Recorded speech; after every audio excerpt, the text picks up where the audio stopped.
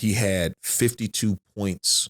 He had 52 points. It was Jordan's last year, and Phil didn't let Kobe play the last probably 10 to 8 minutes of the fourth quarter because he didn't want him showing up Mike, because it was Mike's last year.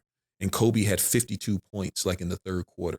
Jesus. And he was going at like, and on that Wizards team, you know, I'm showing my age. On that Wizards, Stackhouse was on the team. Larry Hughes was on the team. And he was just killing them to where an old ass Michael Jordan had to go guard him because these other two young cats, he was just killing them. Stackhouse was known for his defense. Man, when I tell you Kobe was abusing him, like someone need to call the police for like assault. Like he was just killing him. And you know, man, that cat was just, like I said, man, you know, it's not getting to know Kobe stories, but man, I cried when he retired, you know, because you're not going to see anything like that for a long time. Like LeBron is that guy, but he doesn't bring it like Kobe. Yeah. For me. Do you think that's a generational thing too, though? Because I feel like we've been spoiled by Kobe, and you've been spoiled obviously more than I have. But yeah. I think there's one way to play the game when you look at Kobe, and I think LeBron does it differently. And I think sometimes people have a hard time seeing that they are both great, but in different ways. Kind of like what you said. Like LeBron doesn't remind me of Kobe at all. Right. But he's great in like other ways. And the generations, even younger than me, will totally fight both of us on this and say like, nah, LeBron's just way better. Right. And I don't think that's true either. I would, as of today, obviously LeBron's still playing. I just, you know, LeBron is phenomenal. He's great. He's one of the top players to ever play. He's the top player in his era. Yeah. But because I seen Magic, I seen Bird, I seen Mike, like there's a different title that comes along with greatness, like on the things that you do. LeBron is phenomenal, don't get me wrong. But like I'm used to seeing greatness just take over. Yeah. You know, just like take over a certain type of way, not saying LeBron doesn't do it, because he does. But well, earlier in LeBron's career, they got on him about that, right? Because he was, especially when he was in Miami, when he would defer to Wade a lot. He would defer. And Wade had to go tell him, like, hey, man, you're the dude. Like, you need to do this. And so you see a little bit more. But that's what I mean, though. His greatness, I agree with you. And again, and we could throw Jordan in there, too, obviously. Like, the dudes that take over the game, there's something special about it. To the point where they're so good that you get people saying things like, oh, they're letting Kobe score. Just because it looked easy doesn't mean it's easy. Let me throw this one at you. All right. LeBron or Durant? And what's the question? Who's better? Who's greater? LeBron or Durant? Because I think I'm going to go LeBron. You're going to go LeBron? I think I'm going to go LeBron. Why? Because when you say the word great, had you said who's better skillful, I think I would give it to Durant. But when you talk about greatness, he has more rings, which Jordan taught me that. You know what I mean? Because if you ask Jordan, he says Bill Russell. So LeBron has what? 3 rings? He has 5 now. 4. You don't have more than Kobe. I know you don't got more than Kobe. He has exactly 5, I think. Does he? No, he has 4. So his 4th one was LA. Because he has the 2 in Miami, 1 in Cleveland, and then the 1 with Lakers. He has 4. So he has 4. And Durant has 2 or 3? 2. He has 2. He has 2. So he's 2 away, but he's younger. Could he end up being better? But when I see her greatness, I think of the rings. I think of the impact. More people know who LeBron is than Durant. Mm-hmm. And I also think of the way he plays the game. Like statistically, he's not just a scorer. If you tell me LeBron couldn't average 30 if he wanted to, he just never does. See, I don't buy that, because I think if you want to do something, you do it. But isn't that the point? So if he said, you're right, he doesn't. So he chose to do other things, but he definitely gets more assists than Durant. He definitely. See, I always think of LeBron like Magic. Okay. I think he's an extremely more athletic Magic Johnson. Yeah. Like he's so skilled at his with someone at his size, his athleticism, to be as skilled as he is. We'll never see that again. But if I need a bucket in the last 3 minutes of the game, going Durant. 100%. You're not going. And my problem is, I mean, when they needed a bucket when he was with Cleveland, Kyrie got it. Yeah. When they needed a bucket in Miami, Allen got it. Like you go to it's just me, but they lost to Dallas. Yeah, that's pretty bad. They lost to Dallas. They had a San Antonio loss too, remember? Yeah, but they should have had another San Antonio loss if Ray Allen doesn't bail them out. Yes, Ray Allen definitely. So I get what you're saying. So you're basing your greatness off of, can you come through when I need you the most? Yeah. Yeah? And I think aesthetically as a fan, that is what you want to see, right? So I'm just saying, like, I get it. Everything that you're arguing makes complete sense. Because I would, if someone said there's 3 minutes left in the game, who you giving the ball to, and it's Durant, or give it to Durant. You can go down the line. I mean, like, there's tons of people I'd rather give it to than LeBron, like Kyrie. You know what I mean? Like guys like that Ray Allen, if he's still playing, Steph Curry. But you're naming people. Like if you're like I remember people would say, well, he didn't have anybody in Cleveland and they lost in the championship, and then that's when he left to go to Miami. But he was on a team that had the best record in the NBA. Yeah. So how many times has the team in the best record in the NBA not make it to the finals? Look at the Bucks the last few years. Like it's pretty common to have the best record in the NBA and not even make it to the finals. But not Denver Nuggets did it a few years ago. But how many teams have had the best player in the NBA have the best team with the best record? Right. I get what you're saying. You know? And that's probably the one argument that nobody will have an argument for. You have the best player, if that's your vote, and you have the number one team. Some of those, because Kyrie and Love got hurt that year, remember? And Dellavedova was as big as I remember that. Man. I remember that. And they made to even make it that far. But here's the other flip side of this: it's the East, and it seems like you can do stuff like that in the East. Right. Take this year for example. Okay. If you're in the West, yep. What easy road do you have to the finals? Because let's say the Lakers are 4 or 5 seed right now. Right. Hopefully they come back. Right. Hopefully they don't have to do the play-in game because they're losing a lot of games. But AD and LeBron will come together. What path? They were making this argument the other day. They need to get out, move up. I'm like, why? Because they're going to play the same teams. No matter what, you got to get through Utah, who's going to be a top seed. You got to get through Phoenix, going to be a tough team. You have to do Denver and the Clippers. Switch them any way you want. The West is stacked. They still have to go the same way to get to where they're trying to get to. It's a rough route in the West, but in the East, it totally matters because you could be who's first in the East right now? I think it's Philly or Brooklyn. One of the two. Philly or Brooklyn. You got those two. And the bottom teams. Do you even know who the bottom teams are? Well, I mean, Philly, Brooklyn. You got to throw Milwaukee in there. I would throw the Celtics, even though they're struggling. You can't forget Miami. You can't forget Miami. Yep. You got to throw Boston in there. That coach does a phenomenal job, and they still have Tatum and the Brown kid. So you got to throw Boston in there. Then after that, like you said, it's a crapshoot. Flip a coin. But it matters to be in the top 4 in the East. It doesn't really matter in the West. It doesn't matter in the West. Bottom line, you still have to go. AD and LeBron are vets. Like. They know what they have to do once the playoffs start. They're not tripping if they're a 5th seed, 4th seed. Hell, they could even be a 6th seed. As long as they get into the playoffs, they don't care who they play. I think if those two are healthy, they're the favorites. And easy. Totally easy. I fall victim sometimes as a fan when you like certain teams. Here's the benefit of being a Kings fan is I get to watch the playoffs and just watch basketball. I'm not biased at all. You're a little biased. I'm biased. As an unbiased person, because the Kings probably will never be in the playoffs because they draft Marvin Bagley over Luka Doncic. I don't even want to get into that, but they have a habit of doing that. I like the Fox kid. I like him too. That's probably one of the best picks they've had in a while. I like him. But they, so getting to watch that, like I can unbiasedly say I'm tired of everyone saying that Brooklyn is the front runners because they have so much talent.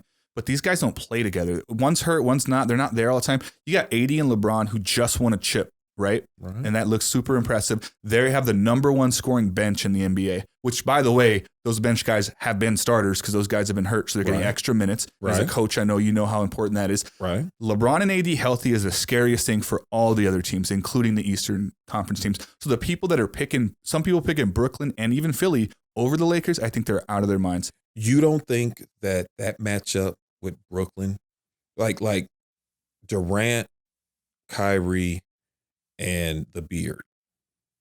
Who is LeBron going to guard? Look, you can flip crickets. That too. Hey, you guys hear them crickets? You guys hear them crickets? Because you can flip that too. Who are they going to guard? Well, I mean, who's going to guard Kyrie? Yeah, they have Rondo. Maybe we know he can come through. Well, Rondo's gone. Oh, Jesus. They got the. Why did I say that? He's in the Clippers now. We got the Schroeder whatever kid with the head. We got the kid. We got him. So. You're right. AD and LeBron are phenomenal. Don't get me wrong.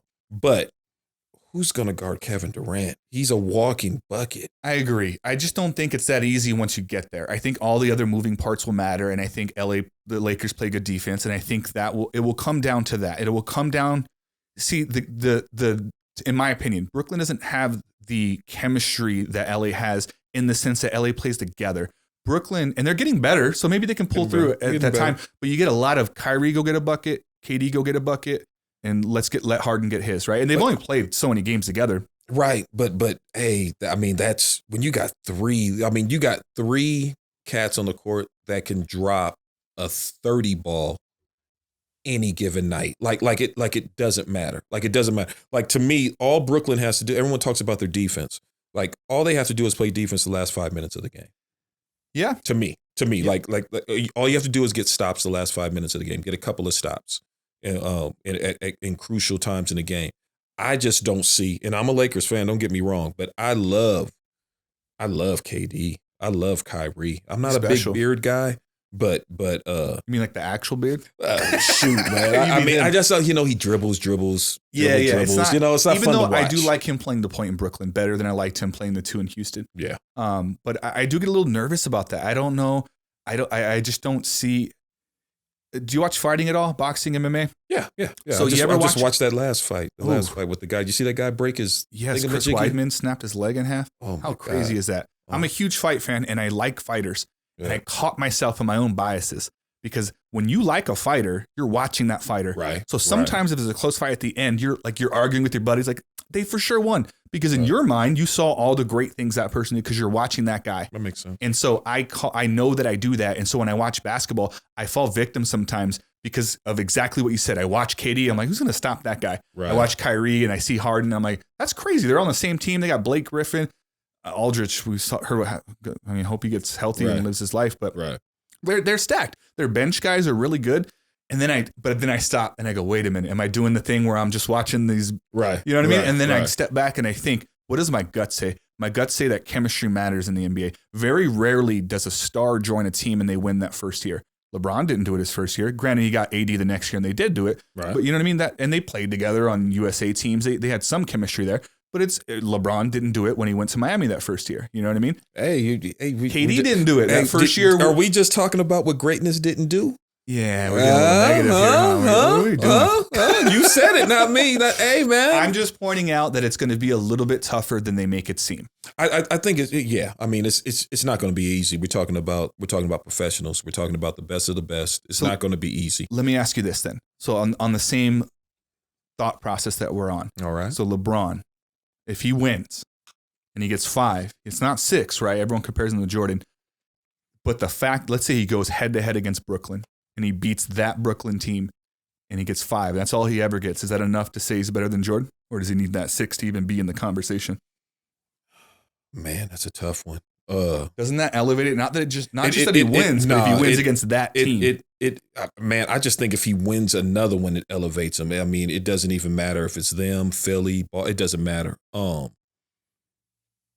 just can't put anybody above Jordan. I can't do it. I can't put Kobe. I can't put LeBron. I can't put anybody after Jordan ahead of him. Like you just can't do it. So help the kids that didn't get to know or see Jordan. Cause I caught Jordan at the end of his career live, but obviously I've followed him. I watched the documentary and stuff. So for the kids that think that LeBron's already greater than him, what did they miss? What is it? Did you see him play ever in person? Like, yes. What is it about Jordan that you're like, when you said that right now, I just can't do it. What do you think that is? He brought it every night. Like Jordan, there was one statistic where I think he missed, you take away his rookie year,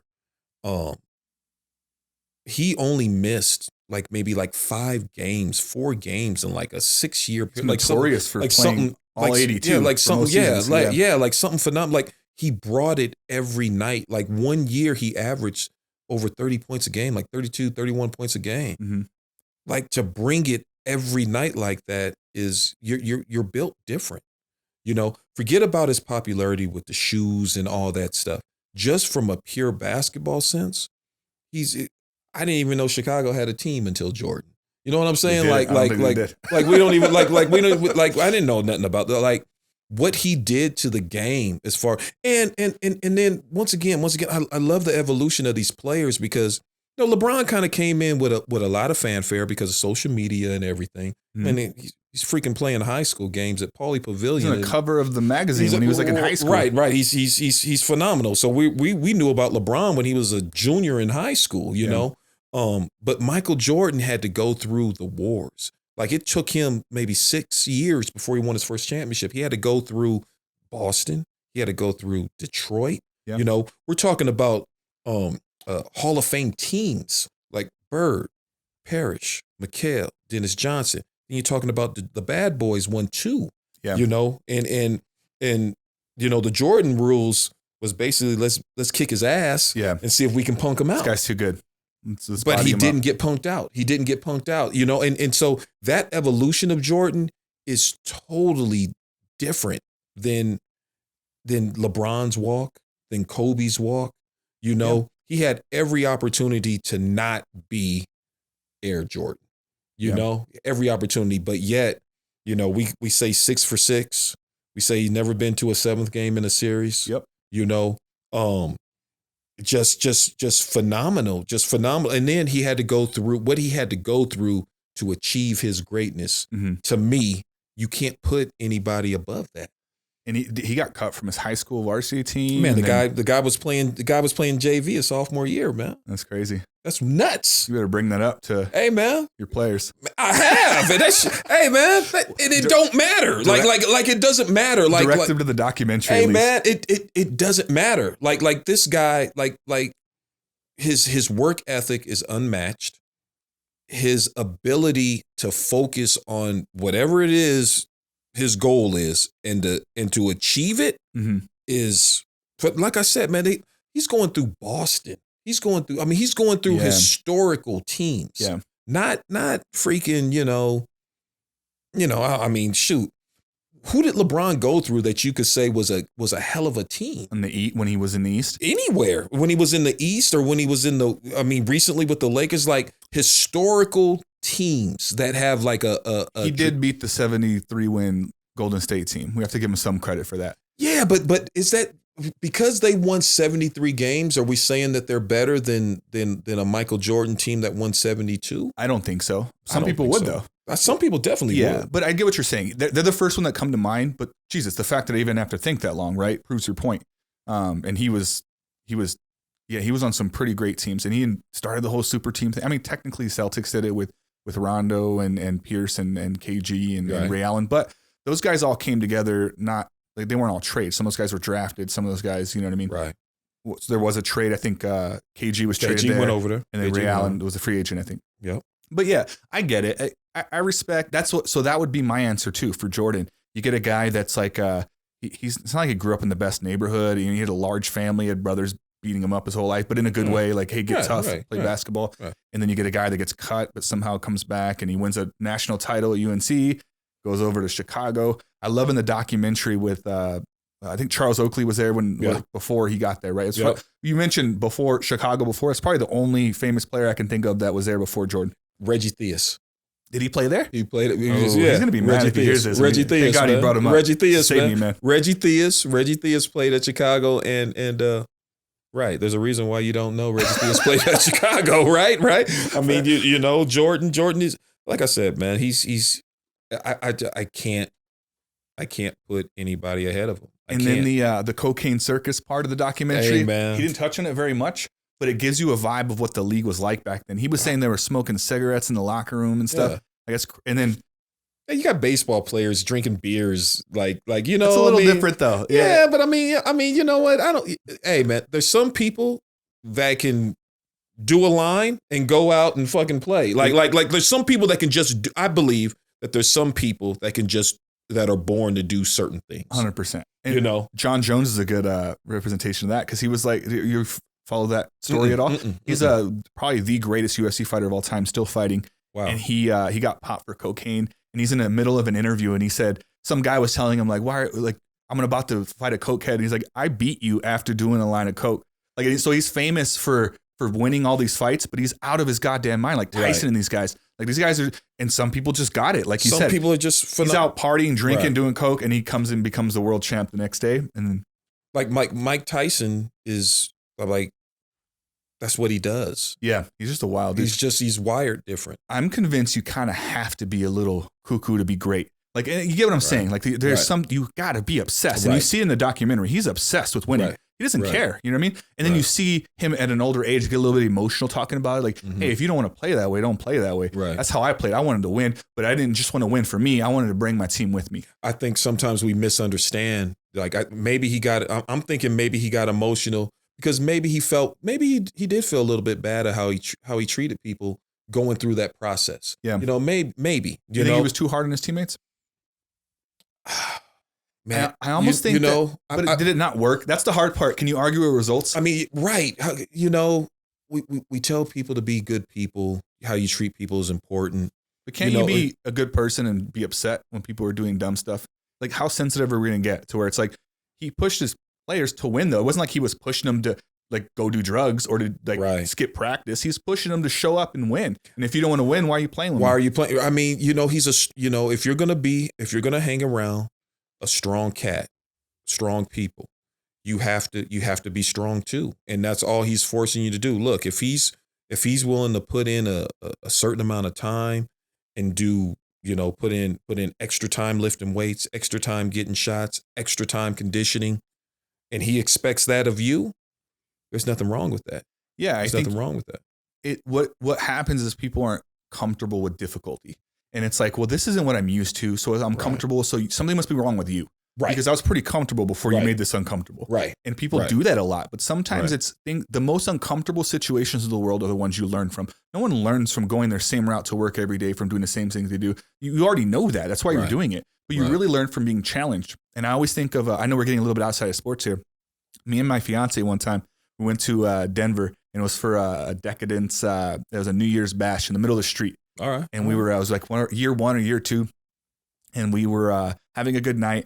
And somewhere along the line, it went sour. We're arguing, and we're walking back to the car. We're arguing. You know what I mean? Just like, this is your fault. This is your fault. This is your fault. Right. And it was pretty brutal. Not brutal, but it was like we were like pretty like going at it. Yeah, I'm so sick of you. She's like, I'm so sick of you. We get to the car, and the keys. We don't have the keys, and so we look in the car, and there they are. They're in the car. We're locked out in a strange city in our car, and all of a sudden, that fight that we were just having, it wasn't about that anymore. It was I'll never forget this feeling though.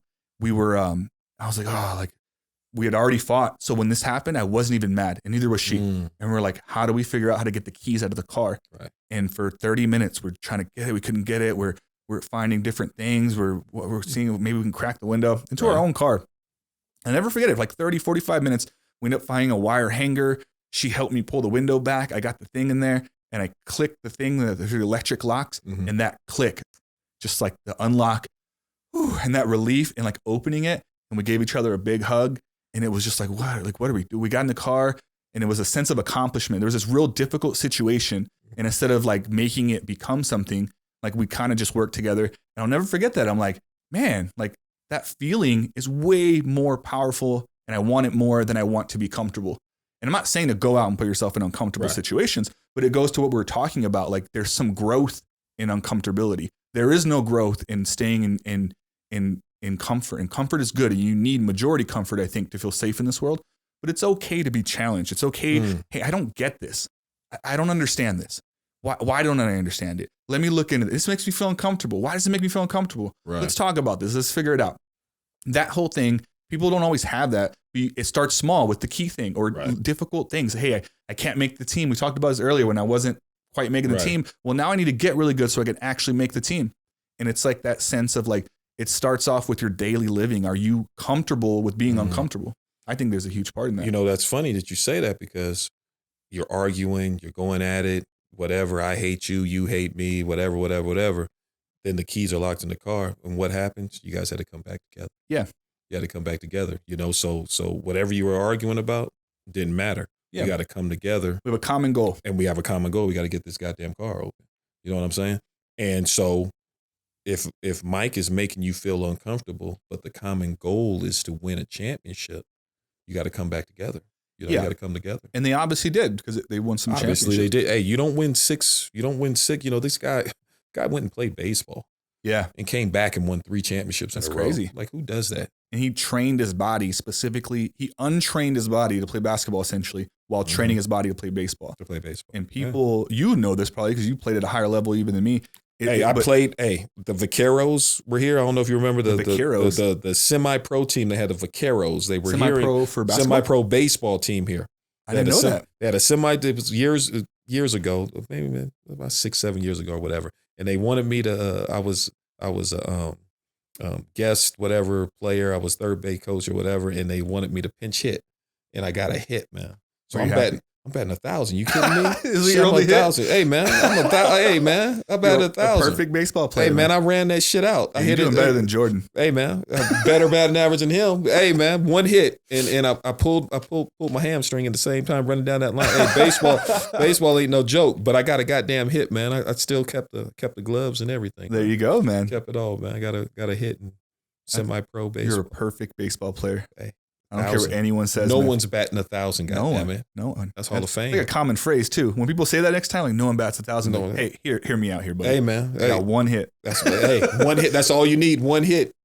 That's it. One hit wonder, baby. It reminds me of whenever I played for Coach Rob, we had doing a huddle after practice one day, and he had asked like, "Has anyone ever had a perfect game?" And he asked us that, and I remember going like, "Oh, this is like a coach like a grasshopper speech. Right? Like, no one's perfect." And so like. I remember I kept dancing on the questions like, nah, like, because everyone messes up. He's like, no. Have you ever had a perfect game? And I was like, I mean, I made some mistakes. Like, it's just like, and then the other kids started doing the same thing. But I remember overthinking it because he's like, and then one kid was like, I shot one shot and made it. And then he's like, perfect game. Perfect game. But we're like, oh, Jesus, we thought he was like going to have some deeper meaning, but he literally just wanted to know like if anyone shot perfect from the field. That's right. It's hey, man. Hey. It's that perfect is hey, Jordan 6 for 6 for championship. Yeah. There's your perfect. There is a perfect there. There's your perfect, man. He I can't put nobody ahead of that cat. Yeah. Yeah. He is special, man. He's iconic, you know what I mean? And I love that they did the documentary because I think it sheds light to the kids that didn't get to watch him play. Like, because you all these young NBA people came on after, like, damn, I didn't know Jordan got it like that. I'm like, you're 3 years into your NBA career, you didn't know this about Jordan? Right. So, you know, my son was watching, and I'm like, that was a bad dude. Like, what was your son's interpretation? That's his era that I'm talking about. Man, he was, you know, he's watching it, he doesn't get it. I don't think he really got it. I don't think any of the, I don't think they really get it. Like the evolution of these guys, like, because everything is so instant for this generation. Like, everything is so instant. You can YouTube and see what you want in a matter of seconds, you know. It's in the palm of our hands. It's right there, you know. So the work that came along with Jordan becoming phenomenal, I don't know if they really get that. Like I always say, like, it took him so many years before he won a championship. You know, his first championship. And then after he won it, he just started rolling. But the work it took to get that first one, I don't think anybody gets that, you know? And I think that's a part of greatness. I think it was a cool moment when it showed him when he was crying and holding the trophy. Was that after? It wasn't the first one. I think it was after his dad. I think that was after. It was right after his dad passed away for sure. So I think that was the fourth one after he came back from baseball, right? I think so. And it was just like, what a cool moment to see that. Not that what happened to him was cool, but that's kind of an iconic moment because it's like you really get to see, because in reality, it's like, this is your fourth one. Like, why does this one mean so much? It's everything that led up to that. It wasn't just about like winning the first three. It was everything he went through with his dad and playing baseball. And just, you see that moment and you realize this isn't just a game to him. That guy's no. You see him playing the dice differently. I mean, think about it. If Jordan comes back and doesn't win a championship, we're not talking about him. Yeah.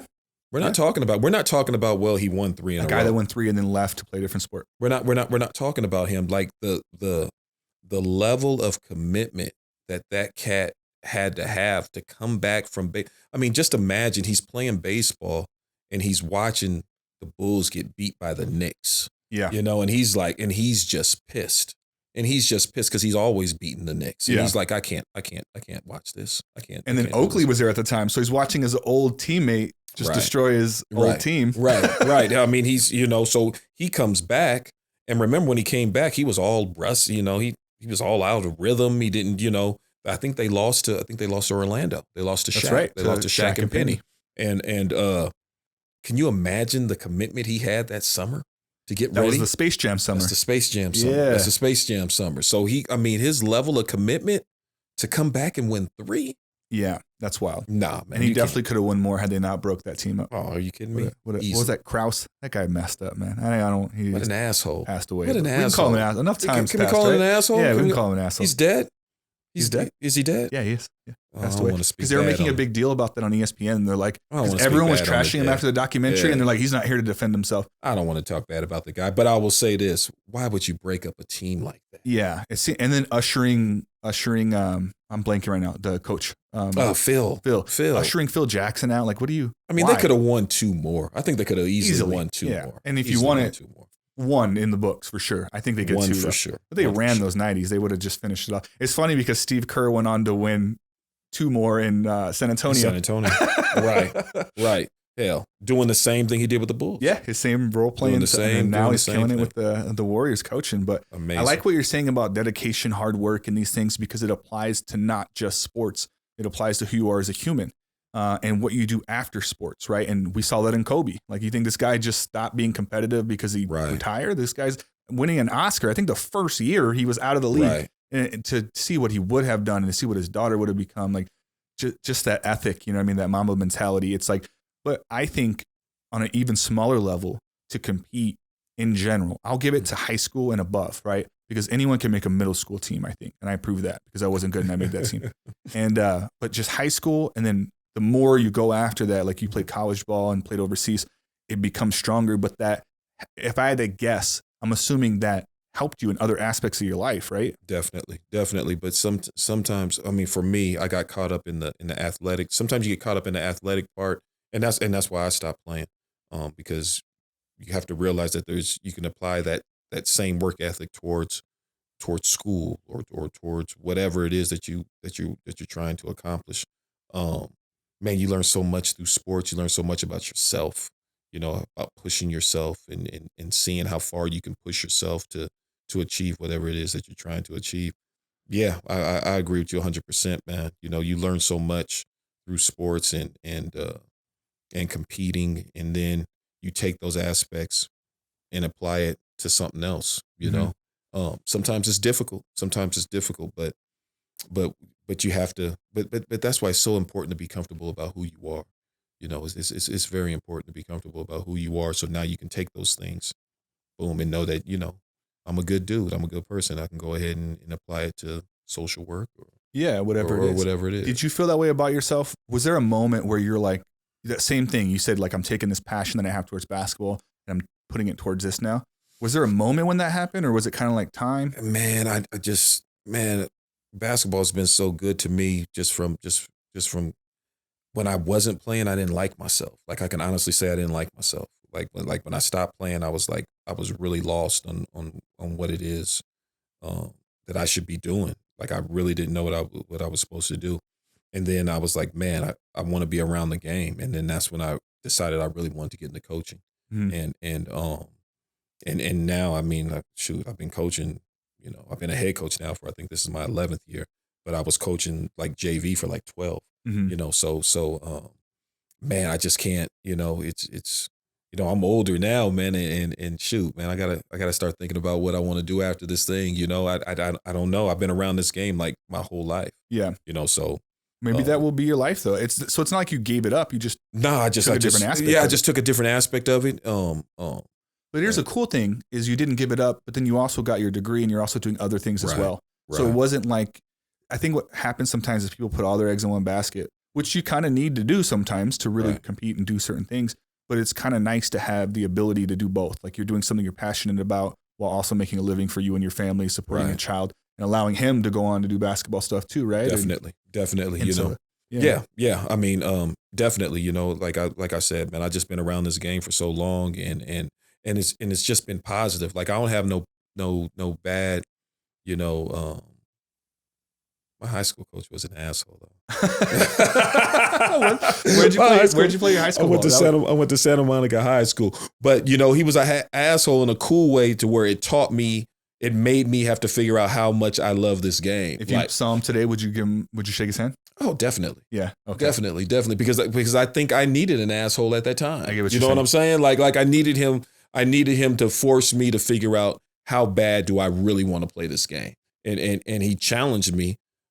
He challenged me as far as that aspect goes. And so without him being an asshole, I would have never been able to play college basketball and then from college to overseas. Yeah. And then, you know, so it really worked out. He still was an asshole. So you wouldn't be offended if some of your players thought you were an asshole? Some of them should think I'm an asshole. You know, we're talking about high school kids. But I think I'm an asshole in a positive way. Like if you think I'm an asshole just because you didn't make the team, well, I mean, that's one thing. That's one thing. Yeah. But if you think I was an asshole because I pushed you to maybe try to achieve something that maybe you didn't think you could achieve, that's another thing too. Like there's different levels of being an asshole. There is, for sure. That's a definitely overused word, but understood. Jesus Christ, why did that one take so hard to get out? Man, I don't know. Misunderstood, is that better? Is it misunderstood? It's not understood.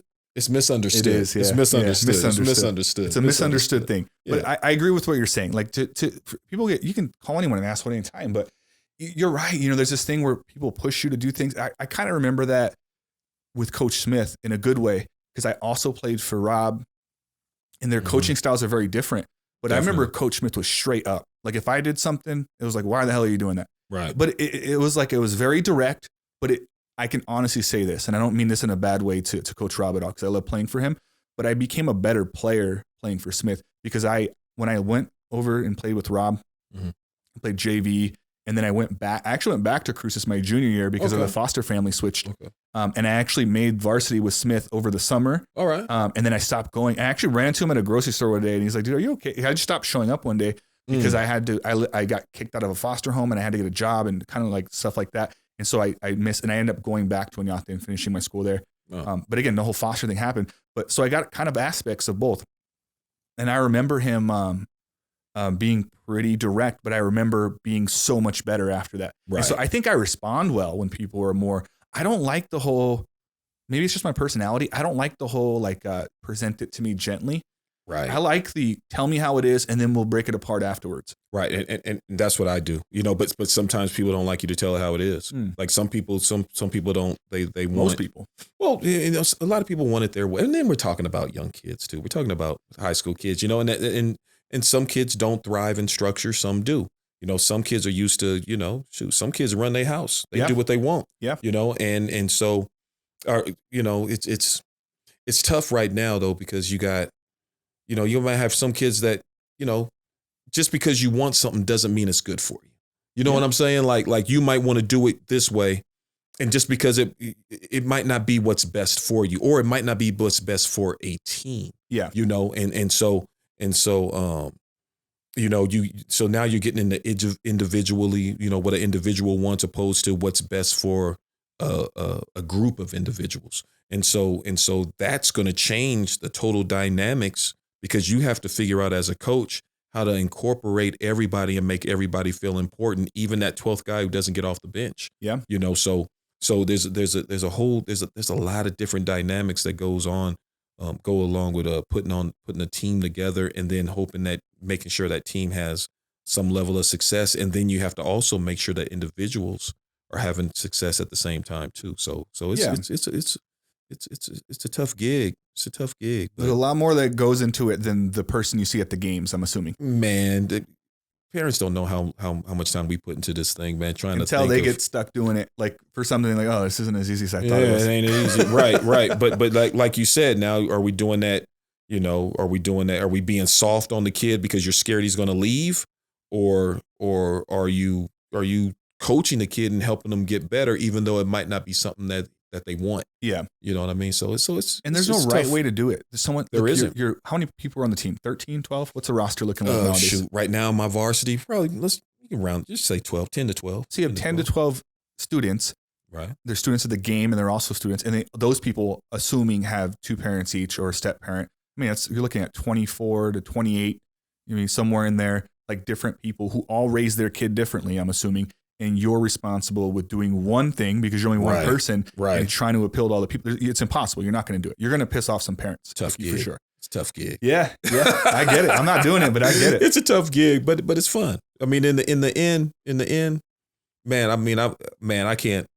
I got some great relationships with some former players, man, to where I could text, tweet, freaking call, whatever, you know, and man, you know, I got more I got more positive relationships than I have negative with former players or for just former students, as a matter of fact. So you're always going to, nothing's perfect. You're always going, you're going to bump heads with some kids at some times, and that's fine too. Yeah. But overall, the relationships that you build in the end, that's what really matters. That's what really matters. And I think when you grow older, you get a better, so the kids or the parents that are complaining now probably won't feel that way later on. Because I know a lot of the people that played for you, and I don't think I've heard anyone say anything bad about you. And I bet you're hard on a lot of those kids. You ain't ran into the right ones. No, I ran into all the right ones, man. You ain't ran into sometimes. You ain't ran into the right ones. Give me some dirt on that guy. Hey man, hey man, I'm sure there's a lot of dirt out there, man. But overall, just man, the relationships that we build, man, are not just basketball, man, just student wise. Yeah, man, you can't beat it. I would never imagine I'd be sitting here having this conversation with you when I was in high school. And so it's interesting because it's something you learn as you grow. Like what an individual brings to the table is very important, as opposed to like each relationship is different, right? Like if people learn to do this, I think we have a happier world. If that person's shitty, then that person's shitty. That's your relationship with that person. But it doesn't mean it should affect everyone else around them, right? Or the other people you know.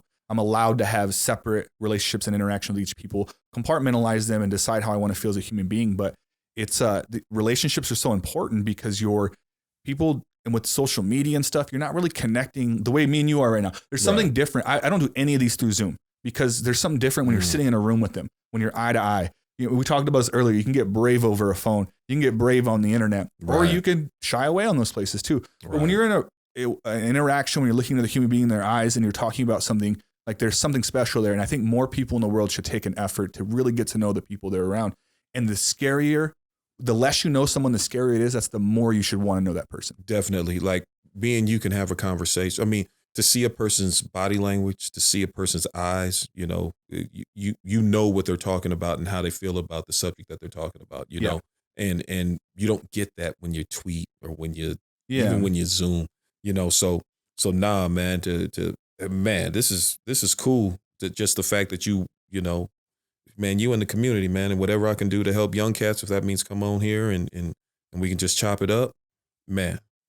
Shoot, this is what it's all about. This is how you give back, right? We ain't got much, but what we do have, got to be willing to give and just help people, man. We still got to do that. Yeah, I totally agree, and that's the profession that I'm in now. You have education in that background, so you understand that fully.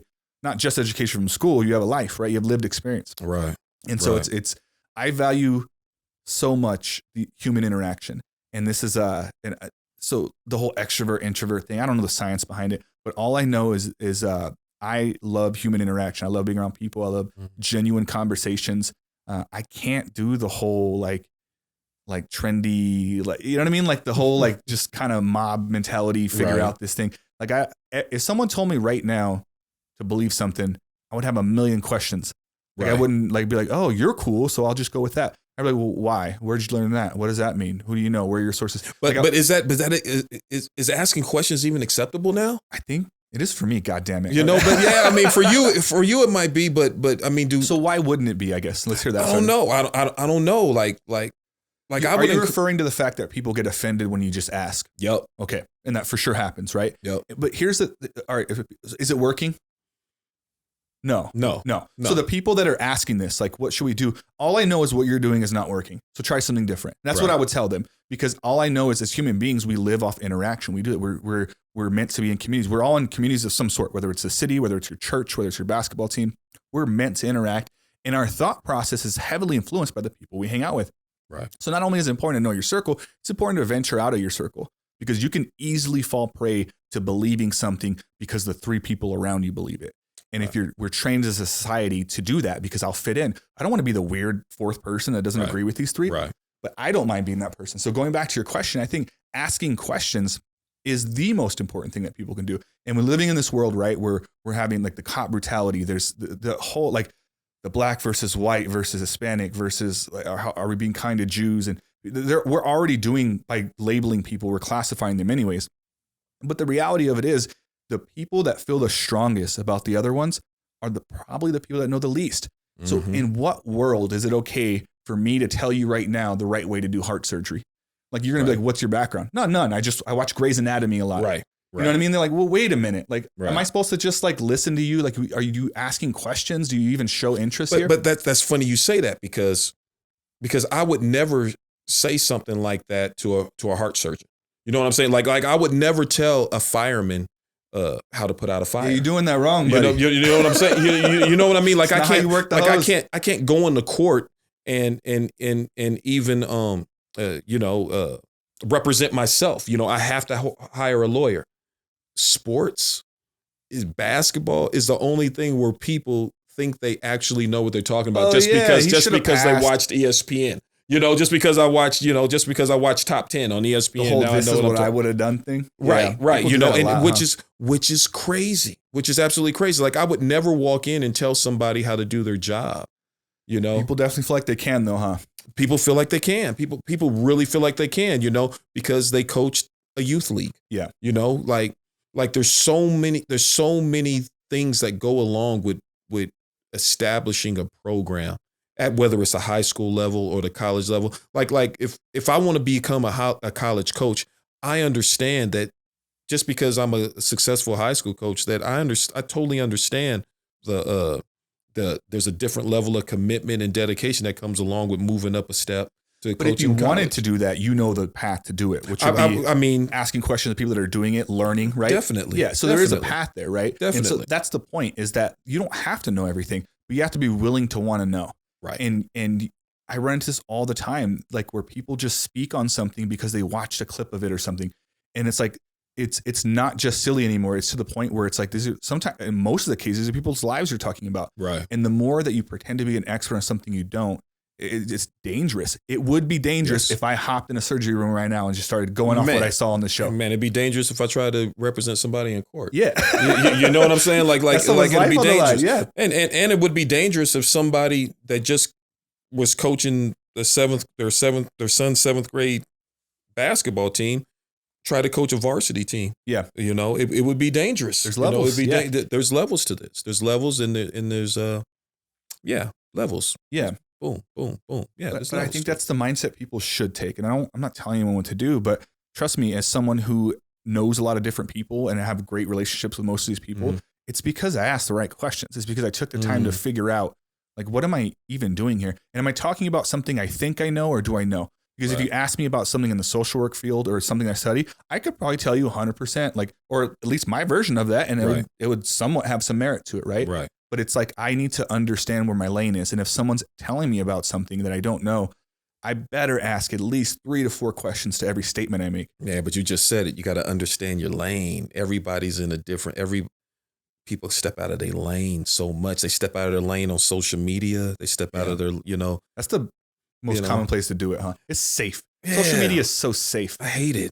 I hate it. But I'm a part of it. Don't get me wrong. I'm a part of it. I'm tweeting, I'm Instagramming, I'm Facebooking. But when you see people post these topics, and then people go in and just say these just incredible things, you're just like, I know you wouldn't say that if you were talking to a person like we're talking right now. Yeah. You know, like you said, it's so safe. It's so safe to talk shit on social media. Yeah. You don't have to deal with any of the consequences. None. Yeah. None. Especially if you don't even live in the same state, which just happens. But yeah, it's so, I used to run into it at call centers a lot. I worked a crappy job at a call center and people would cuss me out. I'm like, dude, you would not say this to my face right now. Right. You would not. And some of that's ego. But in reality, you'll be surprised. And I did MMA fighting for a while. I trained MMA fighting after high school. And you will be surprised the amount of people that will act tough, but then when they see you or they're in your face, they're not really about it. I wouldn't be surprised. Yeah. And I wouldn't be surprised. It's like, but it's like, well, what do you, like, I don't know. Can't you just say you don't know? Or can't you just like be wrong? Is it not I say it all the time. I say it all the time. Like if I don't, like I have no problems listening. You know what I'm saying? Like I would never, like I go over and I love our football program at Cruces High. Those guys put so much time in. And one thing I did when I first became a head coach, I saw the football assistant, how they break down film. Mm-hmm. Like football breaks down film like from every formation. Like it's crazy how they do it and how much time they put in. And I'm asking them, like, why are you filming? What's the point of you filming that. Doing Well, that, yeah, doing that. Well, I want to see what formation they're in, and so when they're in a certain formation, they know they're going to run this play. Yeah. And I'm like, whoa, well, maybe I can, man, maybe I should chop that up and do that with basketball. Yeah. And go from possessions instead of just watching the whole game, breaking it down and going defensive possession, offensive possession, which takes a while, but that's what they do in the NBA. Like, they have film ready for those guys when they go in at halftime. Like, they're watching film. I've seen at that halftime. where they're like on a tablet, right? It's nuts. Yeah. Like, and they're breaking down possessions. Spacing, so they know what plays get like as well. I don't know. So I was asking the football coach, like, it's okay to not know things. Yeah. But now you have this new tool because you ask questions, and now you can use that same thing to break down basketball film. Right. Which is in turn helping your players, which is in turn helping you become a better coach. Which is helping me big time. It's just helped me big time. The film has helped me big time. And I got that from football. Just to break that down. I got that from our football program. How often do you break down film with your current team? I try and watch. We try and watch film before every game. I try to, but the way the season is now with the COVID stuff is hard. But normally, time, huh? if we had like a regular season, we'd definitely be watching film. Me, I watch film. I ain't got no life, so I'm watching. I'm watching film every night, man. I'm watching film every night. Hours at a time. You guys are undefeated, man. What do you attribute that to? Shoot. Is it talent? Is it like scouting? Talent. I got talent. I got talent. I got great kids that work hard. Great parents that allow me to do my job as a coach. But I definitely have talent. I got a 6'10" kid who's very talented. I have a point guard who's very talented. And then I have another 6'5" kid who's talented, and then I have good role players that take coaching and are accepting of their role, and that doesn't happen without good parents. That doesn't happen without good parents. So I just been fortunate, man. We've been fortunate this year. We've been real fortunate. That's awesome, and I've been doing my best to keep up with it. With the pandemic and stuff, there's not a whole lot of options to see it, but I like that you've been posting like the stream that you can like watch it at and stuff. Yeah. Because it's so important. I always wonder, see, a lot of your kids are the kids in the team now, were they also, because you guys won state last year, right? Yes. Were these kids on the same team last year? Not all of them. Most of them, though. Most of them. Are there kids on the team now that don't know what it's like to play in front of a crowd? Yes.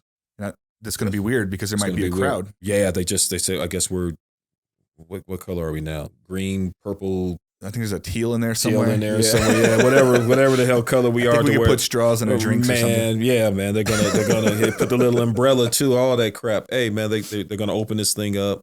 So I guess Saturday we're gonna be able to have some fans. We won state. There was nobody in the pit, which I thought was great. So there was already no fans last year? Last year, oh Jesus, I didn't know that. Our first round game in the pit, there was fans. The pandemic breaks out. No more fans. We play our next game. No fans, which was wild, which was absolutely wild. And then the championship game, no fans, which was crazy. So it'd be super cool if they get to have fans this year. Yeah, but honestly, I like it with no fans. Really? Man, the kids, there's no excuse for the kids to not focus. They ain't got to worry about impressing no girls. They ain't got to worry about impressing their daddy, their mama, Nino, uncle, and none of that stuff. So it's just total focus. So maybe it was good to have this year because obviously for the kids that will go to college and beyond, there are going to be fans, and they probably need to learn how to deal with that now. They're going to have to learn how to deal with it, But I mean, shoot, don't deal with it on my time. Hell, go to college and learn, man. To deal with right man, now, don't deal with it on my time. Let's keep the gym empty and keep winning. But Saturday we play actually Mayfield rival. Okay. And we play them at home, so we'll be allowed to have some fans. Oh, nice. So have they confirmed that there can be people? They confirmed it. I saw our principal and our AD was in our gym today. How do they decide who gets in though? Because I'm sure there's gonna be a bunch of people that want to go. I don't know. They'll probably say each kid so many tickets. Yeah. And kind of go from there. They'll kind of anticipate how many people are going to go to the game, and probably set those tickets aside. We have a good team this year, so I know a lot of people in the community want to come see us play. So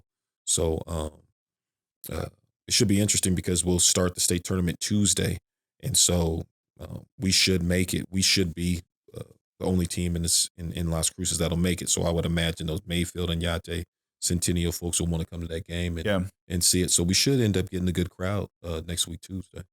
It should be good, man. It's that's crazy that you guys are undefeated. It's crazy. Like, do you ever bring in the I don't even know what we call them, like the veterans? Do you ever bring in like Gordo or Ladrice or any of these guys? Yeah, all day. I got my former players, Joseph Garza, Kai Williams, Gordo. Hey, Gordo can still shoot that goddamn ball. Yeah, that guy. He can still shoot that ball, man. No, he can shoot that ball still, man. He can still shoot that ball, man. He can still shoot. But Gordo, man, my gym is open to I love basketball. And the more veterans or older players I can get to come in there, it's only going to help my young kids. So man, it's a win for them because they get to come in and play basketball, and it's a win for me because my young kids get to see that these cats can play. Yeah, like they can really play. So Joseph Garza still comes in, Gordo still come in, Kai Williams come in, other cats that recently graduated. You wouldn't know them, but they come in like whenever I can get guys, and it doesn't have to be Cruces guys either. It can be kids that went to Mayfield and G.O.A.T. I don't care. Yeah, just come in and just hoop. As long as we're playing some good basketball, good pickup basketball to where my kids can have an opportunity to get better. Yeah, man, I don't care where you're from. Come on. Do you guys still, obviously not with COVID, are you guys still doing the summer basketball camps and stuff? Man, they're gonna cross our fingers, man. If they back, man, June they're saying that we're gonna be able to do our stuff in June. So, man, I'm trying to put that stuff together right now as far as basketball leagues, team camps. Little kid camps, all that stuff, trying to put that stuff together in June and see if we can just kind of get back to normal. Man. Yeah, those camps are so important. Here's my basketball camp story at Cruces. So when I remember I told you earlier, I made the team in 8th grade, and I was like, I'm gonna focus on basketball. I'm gonna make this freshman team. So summer camp, summer league. I don't know if you were there that day. I know for sure Smith was. I think you were there too. So you might even remember the story as I'm telling it to you.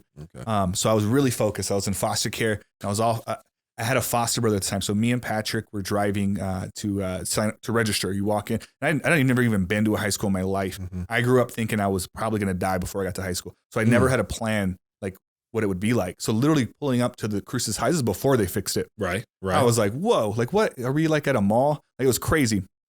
And my other foster brother at the time, his name was Estevan. He, I don't know why or what happened. And to this point, I'd never done anything like this. But he goes, and it was just us three because his parents had taken the car to go sign up. There was no parents around. And he says, hey man, do you want to smoke a cigarette? And I was like, yeah. Like, and I wanted to, he was older than me. I wanted to impress him. I'm like, yeah. Right. So I literally never smoked a cigarette in my life, never wanted to, never thought anything of it. I light up a cigarette with him while we're walking into the school, not even thinking.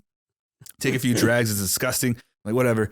I'm like, threw it, opened the door, and there's Coach Smith. And he's like, I just watched you smoke a cigarette like right there. And I'm like, yeah. And he's like, and you're going to sign up for basketball? And he went off him. This is my first interaction with him. Right. And he was just like, dude, what are you thinking, man? And I'm like, God, I'm never going to make the team now. Like, I was like really sad because it wasn't like I was a regular smoker that was trying to like pretend to be an athlete. Right. I just knew I made a big mistake because I cared way more about basketball than I cared about impressing this kid. But in that moment, I had made that choice. And I remember he's like, sign up, man. And he was like, I was like, oh, this is bad already. I remember signing up and just going in there to shoot, but it was motivation. I was like, all right, now I got to work hard. Man. That's cool. And that's the beautiful thing about the gym, man. Like we set the environment for the gym. So regardless of what you were doing out there, whether you're smoking, drinking, whatever, once you come into the gym, it's not about that. It's about conducting yourself a certain way and coming to play basketball. Regardless if you're good, regardless if you're bad or whatever, it's a certain environment that you're stepping into that'll make you throw that cigarette away. You know what I mean? Complete motivation because he never brought it up again. And no need to. I thought he might, and so I was working harder. I was like, now I need to compensate for this thing I did. So it motivated me, and it was a safe zone. We all had teams, and these are a bunch of other kids that I also played with in middle school, and the environment that you get and the competitiveness because we all had team names and there was records. Right. So you're accountable for wanting to win. Like when did that go away? By the way, people don't want to win anymore. Right. But it was so much fun. So I hope that you guys do those tournaments again because me as an older person now looking back, that was a huge part of me learning what it was like to, again, accountability. We talked about this earlier. I didn't get mad at him. Like, why did he hurt my feelings and call me a smoker? I was like, I know I'm not a smoker. now I need to work double time, even harder than I was already working to show this guy I'm serious about basketball. That's wild because I know when I do the summer league, I also have a night league. And so I have those college kids and stuff. And so I'm thinking to myself, these college kids ain't got nothing to do in the summer. They're probably going to be hanging out, might be drinking, whatever. But if I have this league, how many kids will be like, you know what, I got a game tonight. I'm not going, whatever. Yeah. You know what I mean? And so after the game, they might be tired. They might just go to sleep. Like they're coming into they're coming into an environment where it's all positive, and they look forward to it, and they like really look forward. So if we have games on Monday and Tuesday nights, man, I got guys in the community that can't wait to get to the gym. They can't wait to get off work and come to the gym and hoop. Like and that's what it's all about. We provide this environment in a place where people can do something positive, and some what they say, that idle time is tough for some people, man. They find some shit to get into. You'll fill the time up with something. Yeah, you're going to find something, right? It's all addiction. If you think about it, we're all addicts of something. It's just, is your addiction healthy or not? Right. And it's like, I remember being completely addicted to basketball. It's my whole life. Like, especially as a coping mechanism. If I had a tough time at home, I wanted to hoop. If I was angry, I wanted to hoop. If I was happy, I wanted to hoop. Like, it didn't matter. Like, I remember being like having a really rough day and wanting to let some steam off. And I would pick the kids in my neighborhood that were physical and I would play them because I'm like, I need to get thrown around a bit because I just need to get some aggression out. Man, that's wild. It's an outlet, man. That's I was going nuts. We couldn't practice for a year. Yeah, that must have been tough. I was going nuts, man. Like I was really messed up. Like I was really messed up not being able to just, like I couldn't even go to the gym. Like the gym was totally shut down. I couldn't go to my office. I couldn't just, I got a shooting machine. Sometimes I go in there and shoot, just kind of release my mind and stuff. Nothing. And, and just being in the gym and being able to coach my kids, man, it just took just like, yeah. Like I could just freaking relax. I'm in an environment that I really, really enjoy being in. Like I really enjoy squeak of the shoes on the floor, hearing the ball bounce, hearing the interaction with the kids.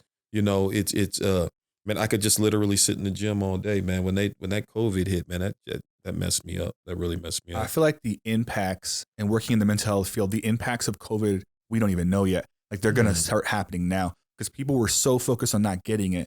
You just brought up a good point, which is the way you were feeling being away from the gym. Can you imagine how much these students were feeling who lived in troubled homes and their only escape is going to that practice, or like you said, the late night ones, or just going to school. Yeah, just going to school. You know how many people get meals from school? That's their only meal. And I was that kid. I didn't realize that until the COVID hit, like because they were still giving out breakfasts and lunches. Oh, they were. That's good. I didn't know that. But I didn't realize, like you just said, how many people depend on those 2 meals. I was a hustler for those meals. I didn't realize it. I saw the lines for people in the morning, and I was bugging out. Like I didn't, you don't see it. You don't see it, and I'm like, man, like this is something. Like this is really something. Yeah, it's super important, and people don't. It's going to start coming out the way, the adverse effects, like the way it's going to affect you later on when you miss out on those things. Because I think we mentioned that earlier about camaraderie and what we do, and you mentioned that feel like I got to get in there, I got to shoot a little bit. Those are things that make you happy. You have to do those things in order to do the things that make you unhappy, that make you money, or that are part of life. Right. And when you take that away from someone, which millions of people over the world have been taken, something's been taken away from them. It causes depression. It causes anxiety. Those things lead to bad choices. Those things lead to hurting people or allowing yourself to be hurt. Right. And so maintaining yourself, this is my mental health, man. Like this right now, the way you feel about basketball is how I feel about this conversation.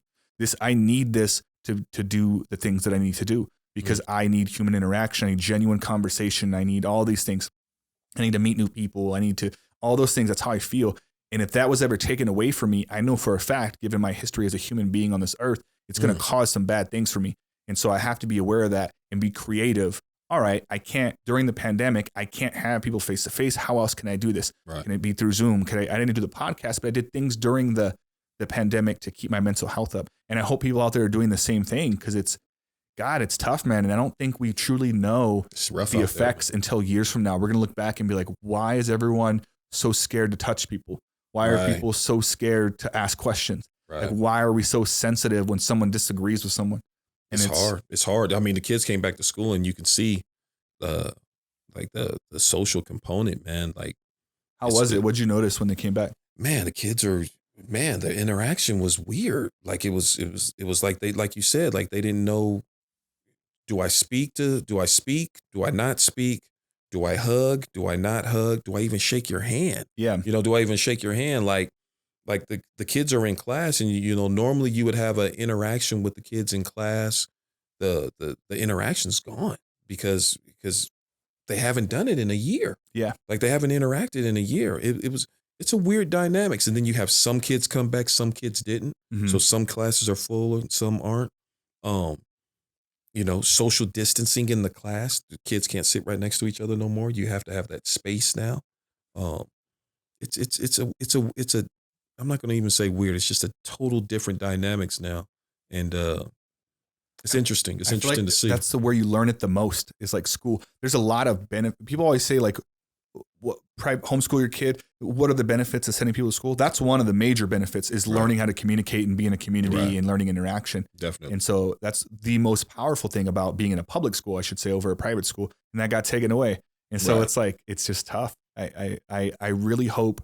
That's why in my field, I offer support, offer whatever I can offer, whether it's a conversation or something, because people need to start thinking about some of these things, because it's not going to be smooth sailing once the vaccine spread around. People are still going to freak out. Everything's going to be super amplified, which it already is.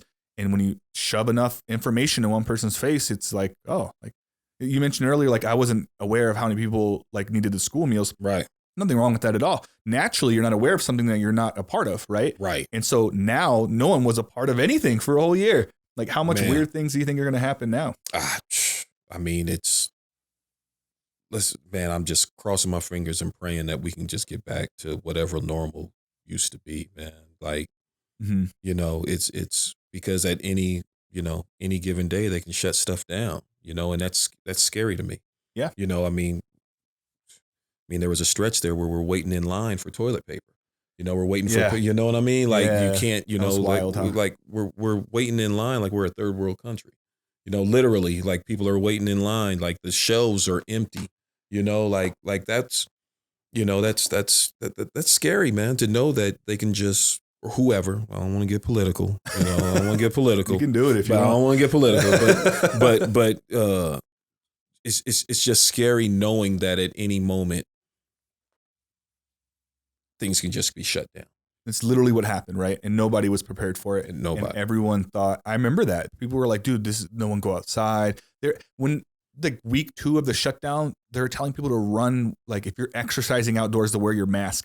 And I remember that. I'm like, because I go running on my lunch breaks, you know what I mean? And I'm like, I'm not wearing my mask in my neighborhood. Right. And everyone's like, we're going to fine you $300 if we catch you. And I'm like, get out of here. Wow. I can't run in my own neighborhood outside without a mask. But you react. That's what it is. We live in this reactive culture where it's like everyone wants to be safe. And trust me, we talked about this earlier.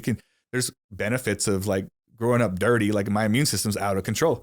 you know what I mean? Had my parents protected me from every little thing, maybe I get sick a lot as an adult. But there's some beauty in like vulnerability. You got to get out there, put yourself out there, take risks. Don't be afraid to be rejected. That's how you get good jobs. And stuff. But what about, I got a problem with somebody telling me how I should feel. That's another thing too. Yeah. You know what I mean? Like if how you feel. I don't even want to get into sick and all that. You know how you feel. Yeah. If you're mentally drained, if you're physically drained, if you need more rest, if you need more exercise, we kind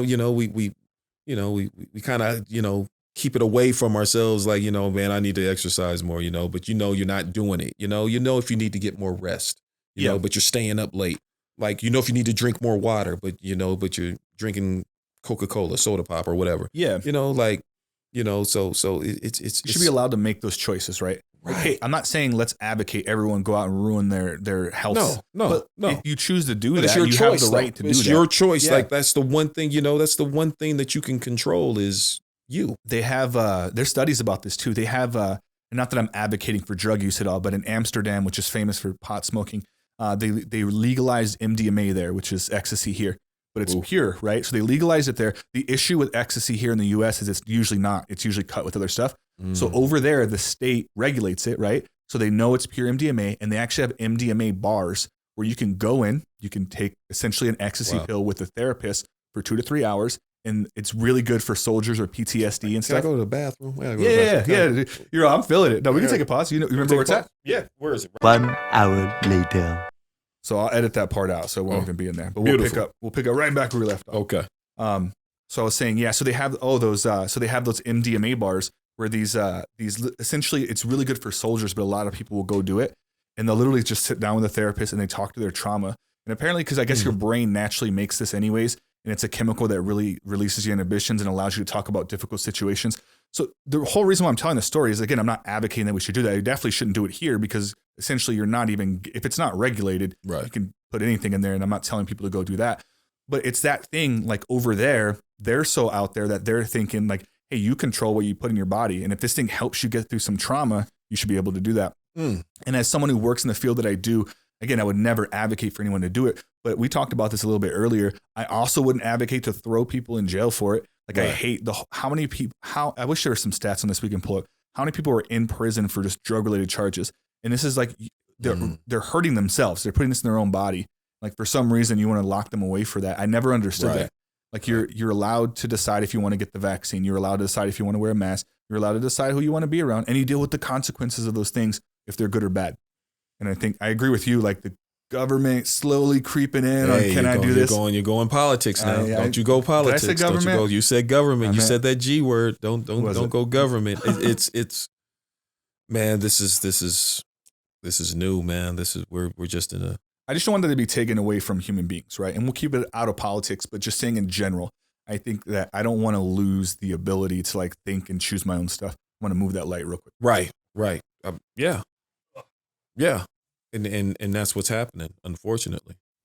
That's what's happening, unfortunately. Would you say we're supposed to be allowed to, like I said, man, they just shut everything down, and I just don't want that to happen again. I mean, how do you?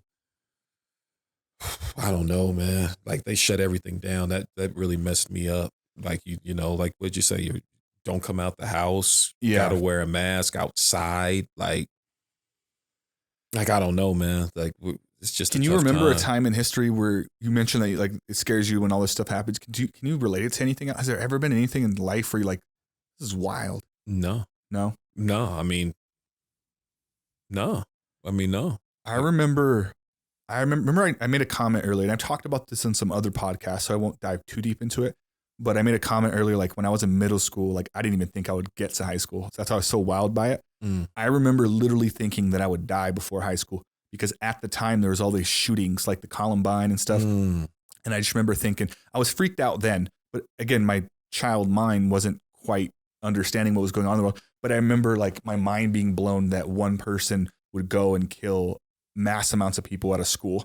And I remember thinking like, I was like, there's no way I'm going to survive something like that. Like, and that's my life. Like when I get to high school, someone's going to try to kill me. And so I never had dreams. Like I never had bigger than high school dreams to the point where it got me in trouble at school because they had a career day, asked me what I wanted to be when I grew up. And I said alive. And they thought I was a joke. I was clowning. They sent me home. I got suspended for it. And I was like, nah, like that's how I feel. Like I was even more traumatized. I'm like, wait a minute, I'm scared to die, and I got sent home for this shit. So that's how I feel. So when because the first school shooting I really remember is the Columbine. Yeah, that was the big one, right? So what grade were you in when that happened? We were trying to figure this out last time. I wasn't in high school. Obviously, I think I was in elementary school. Wow. But I may have been in the first year in middle school. I remember I was around like 13 or 12. Wow. And I remember my parents this is my biological family, they didn't take the time to explain it. Right. Again, asking questions and understanding people, that includes children, because I think I wasn't the smartest kid, you know what I mean? But I was pretty smart in the sense that when people explain to me, like the same way you explain something to me now, even if I don't get it, I could probably get it by the end, right? I soaked up information well. I felt like they should have explained to me, hey, this doesn't happen at every school, but there are people in the world. Instead, they just kind of said like, yeah, this stuff's crazy. And it led my imagination, which has never been larger than when you're that age, run. And I'm like, wait a minute, this is real? Like, and I started thinking all the superhero movies. I'm like, this is like the villains in the movies. Like, this is crazy. And I think had they explained to me like, hey, you're going to have to deal with this. I think, and I'm not a parent, so maybe you can correct me on this. you want to shield your kids from bad stuff, but there's also some benefit in exposing them and letting them learn how to deal with some difficult stuff too, right? Well, you have to talk to them about it, but this is, there's so many different shootings now. Like it's almost like a regular thing now. Is there more shootings or is there more videos of shootings? I think there's more shootings and there's more videos of shootings. I think it's both. I think that now, if you dive into the police thing, I think there's always been that, but now you can film. Now there's more filming of it, so now we're seeing more of it. It's almost like this generation of kids. They're not even sensitive to it because it happens so much. Like they don't even know. That's a good point. Like I don't even getting desensitized. Like I don't even know if they even have any feelings about it. It's like, oh, another school shooting. Oh yeah, what state? Oh, okay. Yeah. So it's the opposite of when I was a kid, right? From what I was explaining, like I thought that was the craziest thing in the world, but I get what you're saying. It happens so much and is publicized so much. The kids nowadays are probably they don't even bat an eye to it. Like it's not that big of. I really don't think it's that big of a deal to them. To the majority of kids. No, I get what you're saying. Yeah, we're obviously all this is in generalities, right? Speaking mostly. But yeah, I get nervous about that because I think you have to be somewhat sensitive to the world. I'm not saying to be sensitive to everyone else's sensitivities, but you gotta, like, if I talk to someone that's freaking out, the way that I needed that when I was a kid, if someone was freaking out about a school shooting, I would get it. I would go, hey, even if I'm not freaking out, right? I'd be like, oh, hey, that makes sense. There's a bunch of stuff going on. What's going on with you? And I can understand it a little bit more. My problem is I don't see enough kids freaking out. Like I would love to see some kids freaking out about school shootings or police brutality or anything. Like I just think they're just really desensitized. Like you said, it's just this thing right here got these. It's a tough time, man. And it's tough having. I got 2 daughters. It's scary. Yeah. It's scary raising them, because I don't know what they're looking at on their cell phone. I don't know what they're looking at on their computers. It's hard, man. It's hard. I got a younger daughter and I'll share this one. She's all into that anime. Cartoon. Look, yeah, you said, yeah. Korean stuff, right? Yeah.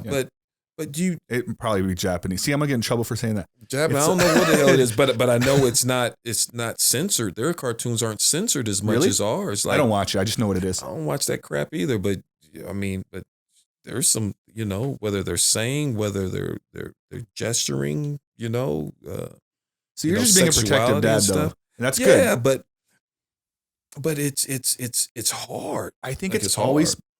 I rewatched some cartoons from when I was a kid, and some of them are pretty bad. I didn't realize it as a kid. I rewatched. Do you know what Hey Arnold is? Mm-mm. It's like it's from my generation. It was like the go-to cartoon. It's about a guy with a football-shaped head and his friend, and it was. So you're laughing because that's what it was. It was a silly show, like Ren and Stimpy or something like essentially that. Essentially, it came after right after Ren and Stimpy, which I also loved. Okay, but I remember as a kid, like just thinking like funny show. I rewatched it recently because it showed up on Netflix. They're like, hey, watch these old cartoons. Okay, and Hey Arnold, the main character, he has a friend in the show, in the cartoon, and he's a black kid, and they're so rude to this black kid. And I did not even recognize it as a kid. As an adult, I'm like, some of the comments, I'm like, this was like our cartoons. Like our parents left us in a room to watch this stuff. Right. And like, if everyone's trying to figure out where these racist thoughts and ideas come from, it's embedded into you at a young age, and sometimes it's subconsciously. And when I saw that, I'm like, how this show would never, I'm surprised it was on there. They may have pulled it off. But I'm like, how is this a cartoon they were allowing us to watch when we were kids? But shoot, man, there's all kind of racist cartoons coming up from all generations, But I mean, you don't know, but you can see it now because you're an adult. Yes, like you can see it now because you're an adult. So I wonder how, like, when is it humor and when is it racism? Right? Have you ever run into this dilemma? Because definitely. I feel like when you know the person, there's a certain level that you're allowed to joke, right? And trust me, I get my handful of white jokes, could care less. And I'm not in any way like trying to compare myself to that. But I'm saying like, I kind of know, let me flip it the other way. I know people that I can tell are being funny, And then I've been places where I'm like, no, there's something else there. Right. And I saw it. Me and my buddy Alex Paz, we went to Nashville and we stopped at a laundromat. Oh, I'm sorry. In order to get coins for the laundromat, we stopped at a gas station so you can pull out money. Okay. And they wouldn't let him use the ATM. And he said, the guy told him, I was right next to him. He said, it's broken. And some other guy used it. And he was like, that guy used it. He said, it's broken for you. He straight up told him that. Yeah, it's Tennessee, man. Yeah. And I was like, what? And I'm used to New Mexico where it's kind of like, Yeah. it's a little bit more chill. Yeah. And I was like, what? And he didn't even get mad. And I'm like, dude, are we not going to stand up? He goes, no, that's how it is. And he gave me his card. He's like, will you go get it? And I'm like, what is going on right now? It's called Tennessee. It's called the South, man. It's called Tennessee, man. Like it's different places have different rules, man. That's real. It was wild. And that's real. Yeah, that's real. Yeah. It was a level that I had seen and been through some stuff as a child, but I was just like, it was as an adult to see that I'm like, this is still happening like pretty strongly. Yeah. And that's my version of it. And I'm not even pretending to know what you know. Right. You know what I mean? No. I mean it's real, man. Like it's real, and with everything that's going on right now, man, we're really seeing some stuff, man. We're really seeing some stuff. What do you think would help? I know that's a loaded question, brother. I'm just saying, like, to your best thought, like, what is there something that you think, like, if people were more like this, or if we started doing this, that would at least make it better? There's no solution, right? Man, I just think all of us, white, black, everybody, just have to be willing to talk and willing to have sympathy and empathy for people. And have and be willing to open up your mind and have an understanding on how a person feels, and it doesn't mean that you're wrong. It doesn't mean that person is wrong for feeling that way at all, man. Well, we just got to be able to have a little bit more sensitivity. I think that's gone right now. I think people aren't, people are, there's people that need help. You're a social worker. Yeah. You're a social worker. So when you're dealing with social work, hell, you see poor white folks, poor Mexican folks, poor black folks. Like you're like you just see poor folks, and it don't even matter what color it are. Or you see people that are in a certain condition, certain environment that need help, and it don't matter what color they are. And part of being a social worker, I'm sure, is being able to have sympathy and empathy and it is for people. And I always think of like solutions, right? So I can't tell everyone just go be social workers and it'll cure your racism, right? Right. And so, but I get where your head's at. I'm always thinking like what? So we kind of hit it a little bit, right? Like it's obviously like ingrained at you at a young age. I'm gonna share with you a story, man, because I feel like you can give me some good feedback on this. And this is a true story, and I don't mind telling it. My mom, my biological mom, used to date this guy. He was a little bit racist. And obviously, I don't know this until I was older. How are you a little bit racist? That's like being a little bit pregnant. He was racist as shit, man. Okay, there you go. Say it. Good? That's like being I'm just a little pregnant. He was pretty racist. Yeah, a little pregnant. He was pretty racist, but I didn't know that as a kid, right? Mm-hmm. And so I'm, again, a sponge, and I'm absorbing information. I'll never forget this. I had one of my best friends in the world, his name was Oliver. And him and his family, when things got rough at my house, I would go to his house. Mm-hmm. And they're a Hispanic family, deep rooted in their Hispanic culture. They're super kind to me when I went over. And that'll play a part in it in a second. But I remember hanging out with my mom and her racist boyfriend and just listening. And how parents always think the kids don't know what's going on. No, they know what's going on. We always know what's going on. They know what's going on. And so I'm just watching them, and I overheard a conversation with him and another guy. And he simply made this comment or this statement. He said, "I'm not racist or anything," which is how all racist things start, right? That all starts that way. He said, "I'm not racist, but black people, like with their pants hanging down and they say, nah, I'm saying, it annoys me." And he made that comment. Mm. And the other guy was like, yeah. And so I'm just watching this. I'm like, oh, like, okay. So then fast forward, I'm hanging out with this family, and someone's talking in the background, and they go, "Oh, Will's cool. He's not racist, huh, Will?" And I must have been like 8 years old or 9. Mm. And I literally repeated word for word. I go, "Nah, man, I'm not racist. It's just black people, man. The way that I literally repeated exactly what he said, and I did not mean it at all." Yeah, you don't know. And then they looked at me and they go, "Will, that's racist, man." And I'm like, "Nah, I said I wasn't racist when I started." Right. And then they go, "Will, that's like you're a little bit racist, but don't worry, we'll work on this with you." And so I was and I always think back, and I'm being honest and vulnerable telling the story, because I think that's part of the solution, right? If I'm being honest, is like, yes, I caught on to it early, and I through life I was able to understand why you shouldn't do that. But let's say I hadn't. doesn't that small little thought now, like maybe I don't mean it then, but maybe I do after 5 years of telling my friends this repeated story. And all of a sudden, maybe I start feeling something, and maybe I click more with people that feel that way. And then they feed me more information. Right. And now all of a sudden, I'm this full-blown person that cares nothing about any other race. I think I'm superior. And so that's the reason I want to tell that story, because I think it's impactful in the sense that it could have easily became that. And I think that's how we end up with the people we have today is they're a product of their environment, and they're essentially parroting the information that either their parents or the people around them are doing.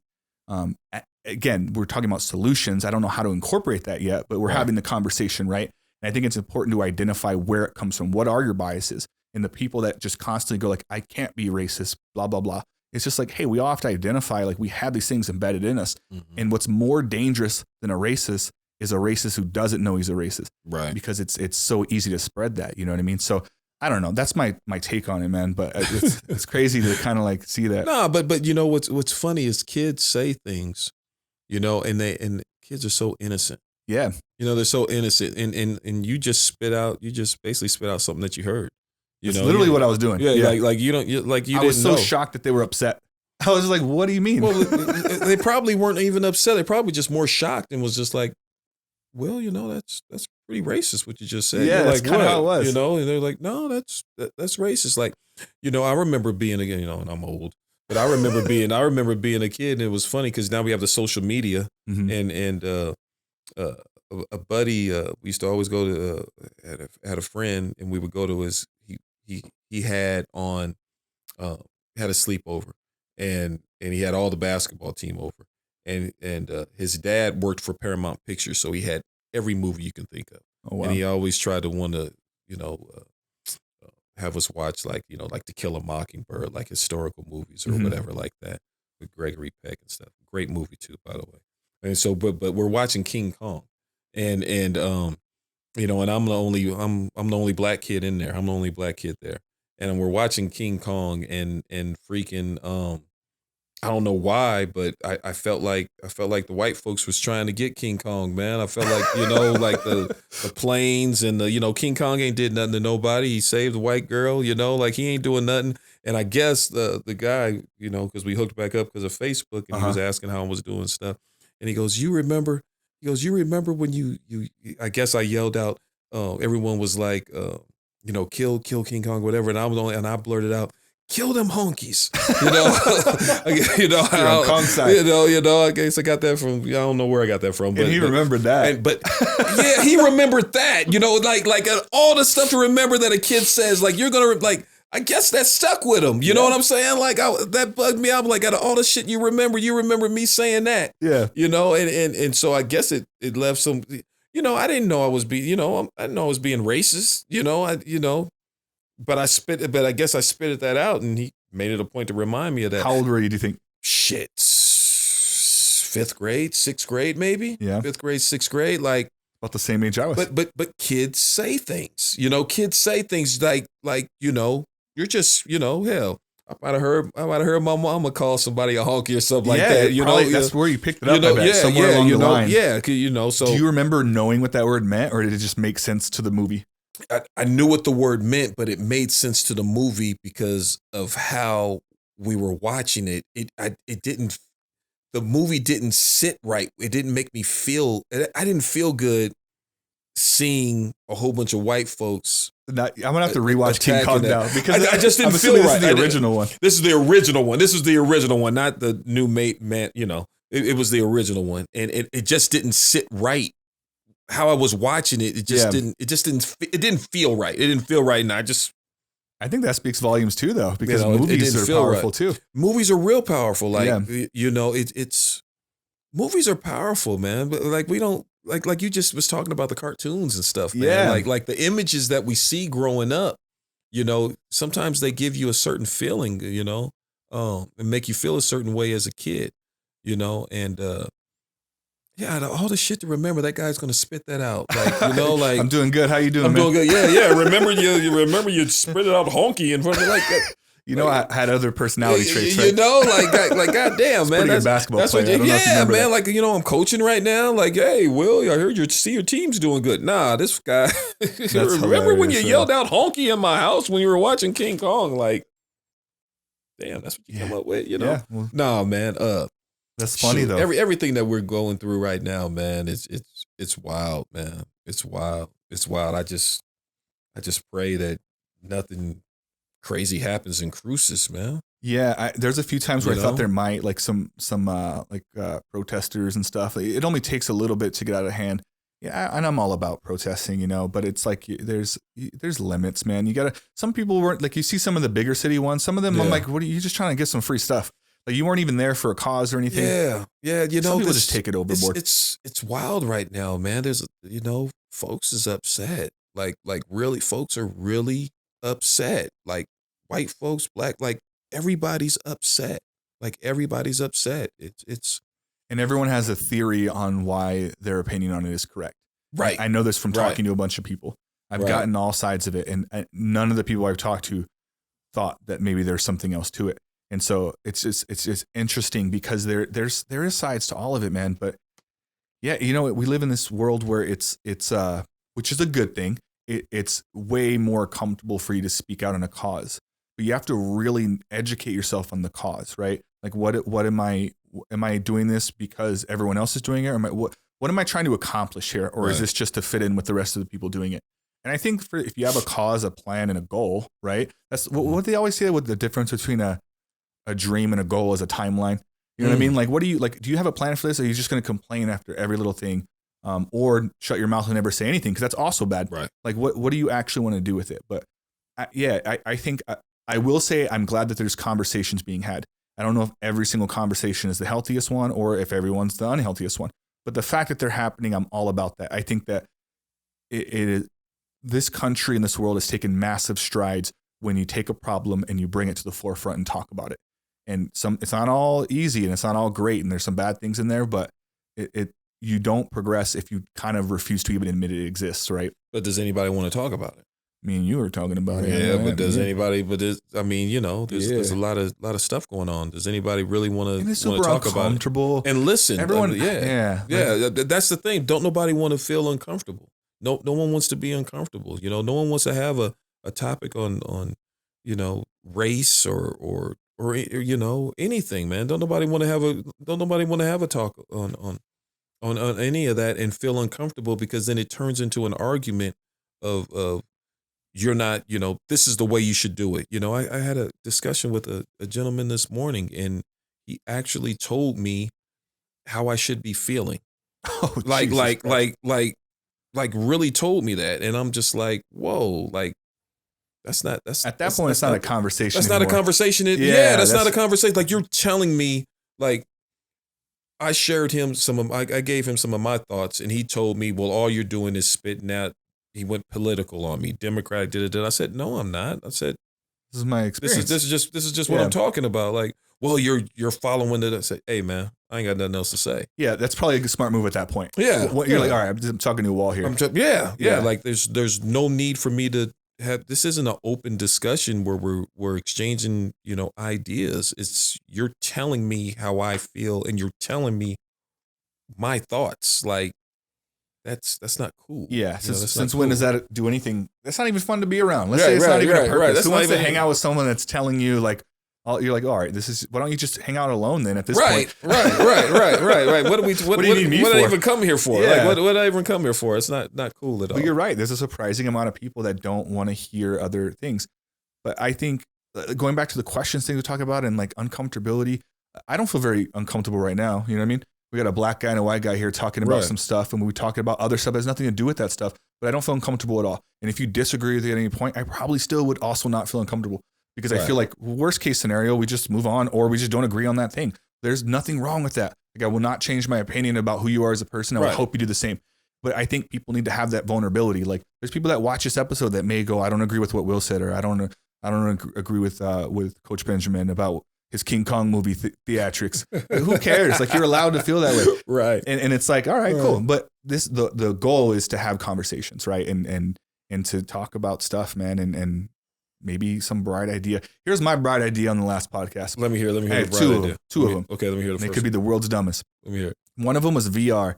You know those VR video games where everyone falls in their face? You ever see these videos where it looks like you're in an actual room? Yeah. You put the goggles on. Put the goggle things on. I think they should use VR. And I looked it up. I think they might be doing this some places. They should use the VR to train cops.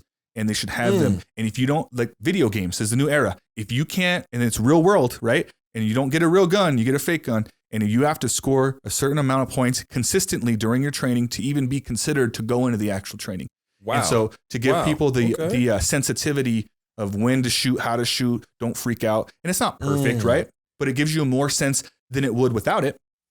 That was one solution. That's one. That's use one. VR. The other one, because someone had thrown out an idea about social workers going on the cop rides with the cops, which I think I heard about that. I don't like that, man. You don't like that? Why would you bring a cop into a counseling session? What if you showed up to your counselor and they're like, "This is Officer Johnson here, and he's going to be," and he's like, "You're like, where'd you get your social work degree?" Right.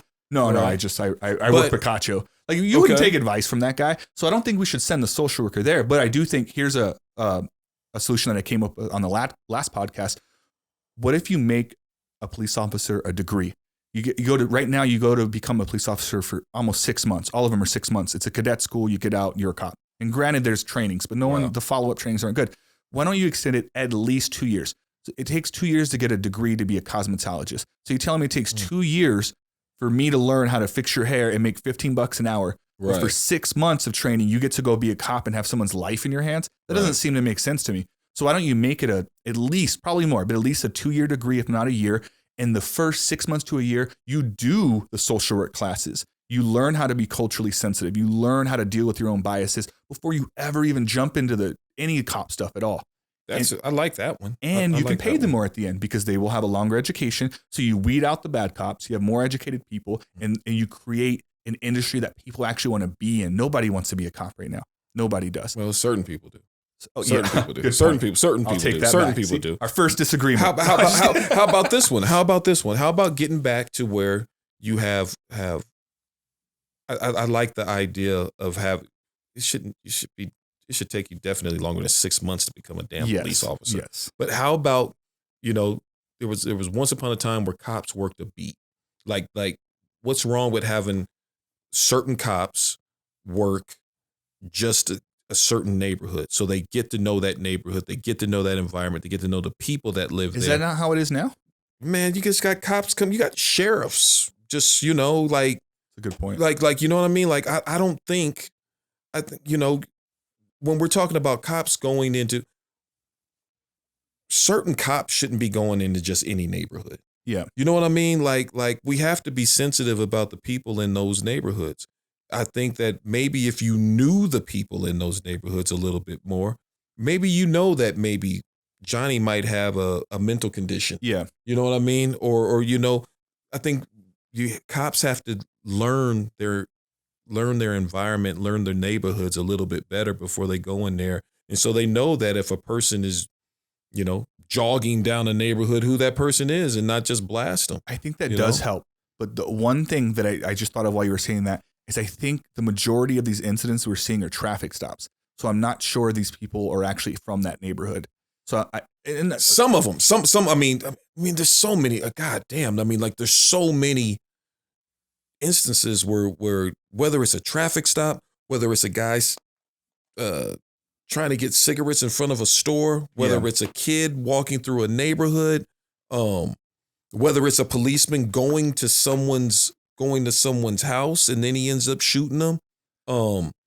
There's so many different scenarios. Like there's so many different scenarios that I mean, like, I don't know, like, man, there's just too many scenarios of cops. We got cops now talking about that they confused their taser. Like they got the gun and didn't know, like, what kind of shit is that? I saw that. And I had some people that I've shot my first gun like 6 months ago for the first time ever. I'm not a gun guy. I'm not a gun guy either. But everyone that is a gun guy that I know, they said that. They're like, do you know if you have a gun in your hand? You think? And yeah. If you train with guns, not only do you know it's a gun, you'll know when your gun's loaded or not. That's how much sensitivity you get. Like some people will pick it up and go, oh, this isn't loaded. They can feel the weight difference. So they're saying that, and again, this is coming from people that know guns more than me. There's very slim chance she knew that was a taser. I don't know. Why is it? Why is it? Or it wasn't a taser, I should say. Yeah. Why don't they say, why not pull out the taser and say, I mistaked it, and thought it was a gun? You know what I mean? Like why? Yeah, how many of those incidents happen? You know what I mean? That never like, happens in reverse. It never right? happens in reverse, man. It's always, well, I pulled out the gun. I thought it was my taser. Really? Had that happened a bunch? I know this recent one. Had that happened a few times before that? I believe so. Yeah. I believe so. Yeah, there's some, I don't, but you're right. As you're saying this, there's so many, because Breonna Taylor was the one where they went into her house and shot her. And it was the wrong person, right? And I don't think any of those guys are in jail, by the way. No. Last time I heard, they were like, "Oh, it was a warrant." I'm like, "Well, you went to the wrong house. Went to the wrong house. What's the accountability there?" Like, so they're blaming. So they're blaming the. I guess would it be the dispatcher? Is that what they're blaming? They sent them to the wrong. I think they sent them. Like something happened with the warrant. I would not doubt it if that's what it was, but it could have also been the cops blaming them. Like, "Oh, they got it wrong. Like, it was a dispatcher." But now her boyfriend was in jail because he shot back. That same day. They're saying that when they broke in, whatever they're saying, it's a warrant. He doesn't know who's breaking in, so he picks up his gun, he shoots, and then that's when all the bullets started firing. And that guy's in jail now. I don't know if he's in jail now, but he was in jail initially. They arrested him. Like, this thing is crazy, man. Yeah. This thing is crazy. Yeah, this thing is crazy. I mean, you got people getting shot in their own backyard by the police, and killed. And for, we don't even need to put no color on it. We just, it's just what's going on right now. There've been since the Floyd thing, and they're finding the police officer guilty. There's been like 5 different instances now, 5 different instances where cops have killed somebody. Those are just the big ones. Those are just the big ones. Like, those are just the big ones. It's tough, man. It's tough right now. It's tough. And I got a young, I got a son, 17-year-old son. I got black kids. It's, I worry about them getting pulled over. I worry. Honestly, I do. Did you hear the Mike Wilbaum? That is the announcer for ESPN. Yeah. He told a powerful story on ESPN talking about him essentially coaching his son how to get pulled over. Right. And he's like, well, I shouldn't have to do this. I'm teaching my son how to properly get pulled over. Right. So that way he doesn't lose his life. Right. Is that what you're alluding to a little bit? Man, exactly. Yeah. Like exactly. Like I was talking to a gentleman and white guy, and he was talking about, well, if you just comply and follow police orders, like, why would you comply to somebody when you didn't do anything wrong? When there's a track record of, even if you do that, it may not end up well anyway. Right. It might not even, right. Yeah. Like, you can follow all the, put your hands here or whatever. And like it doesn't, we're just in a weird time, man. Yeah. Just a weird time right now. You have to really, again, I'm stuck on Mike Wilbaum right now because it's in my head. But at the end of that statement, he had made a comment, and it'll stick with me to this day. I think it's important for everyone to hear this too. And he made a good comment. He said, I wish that people loved black people as much as they love black culture. And I was like, I really started thinking about that, and where people were like, well, I like the NBA. It's like, no, you like that's a product that the NBA puts out. Right. You love rap culture. You know what I mean? You like all the culture, whatever it comes with that. But do you actually like a black person? Do you like an individual? And so I was like, that's a powerful statement. Like, I wish people love black people as much as they love black culture, because black culture is super glorified, right? By all different races. Right. But that doesn't mean that like you just all of a sudden like love every black person you ever met. Right. You have to really understand the individual on an individual level. And just because you can be a shitty white person, a shitty black person, you can be a great white person, a great black person. And that's what we should be looking for, is like the merits of their character and who they are. Right. You know what I mean? Right. But man, you can't even get to it with the way things are going right now. Like, from black culture to black people, like what we're seeing right now is because, social media and everything, man, it's scary, unfortunately, and like I said, I got young daughters, I got a young son. So it's difficult to talk about. Like, my second daughter, Jade, she's 15, very, very intelligent, and she sees everything that's going on, and she questions. She questions everything, and so I gotta explain stuff to her. I gotta explain stuff. Why did this person get shot? What could have been done there differently? Um, it's just a difficult time right now, man. As a parent, it's hard because you don't. I always tell my son this. I always tell him it's not your job to make somebody feel comfortable about who you are. That's not your job. It's not your job. You're not supposed to go out of your way to make somebody feel comfortable about who they are. You shouldn't have to act a certain way or be different to make that person feel comfortable about who they are. You should just be you, and however that person feels, that's on them. And it's hard. It's hard right now, especially with young kids and seeing everything that's going on, and with the social media. We got kids committing suicide because they don't get enough likes. Like, It's wild. that's wild, man. That's wild. We got cyberbullying, not like the guy meeting you after school at the flagpole ready to beat your ass. Not bully. We got. I'm gonna beat your ass when I see you. Well, look what they just text me. Like that, it's wild. The man. mental warfare is way more. It's Yeah, I'd rather fight you. There you go. Right. Fight. Mentally, the mental games that's being played on these kids right now is. I can tell that really weighs on you, man. I can hear it in your voice and your eyes. Yeah, like but because I have kids, and so as a parent, you wonder if you're doing the right things. If you're saying the right things, or you putting them in a situation to where they can have success. And like I said, I got 2 daughters, so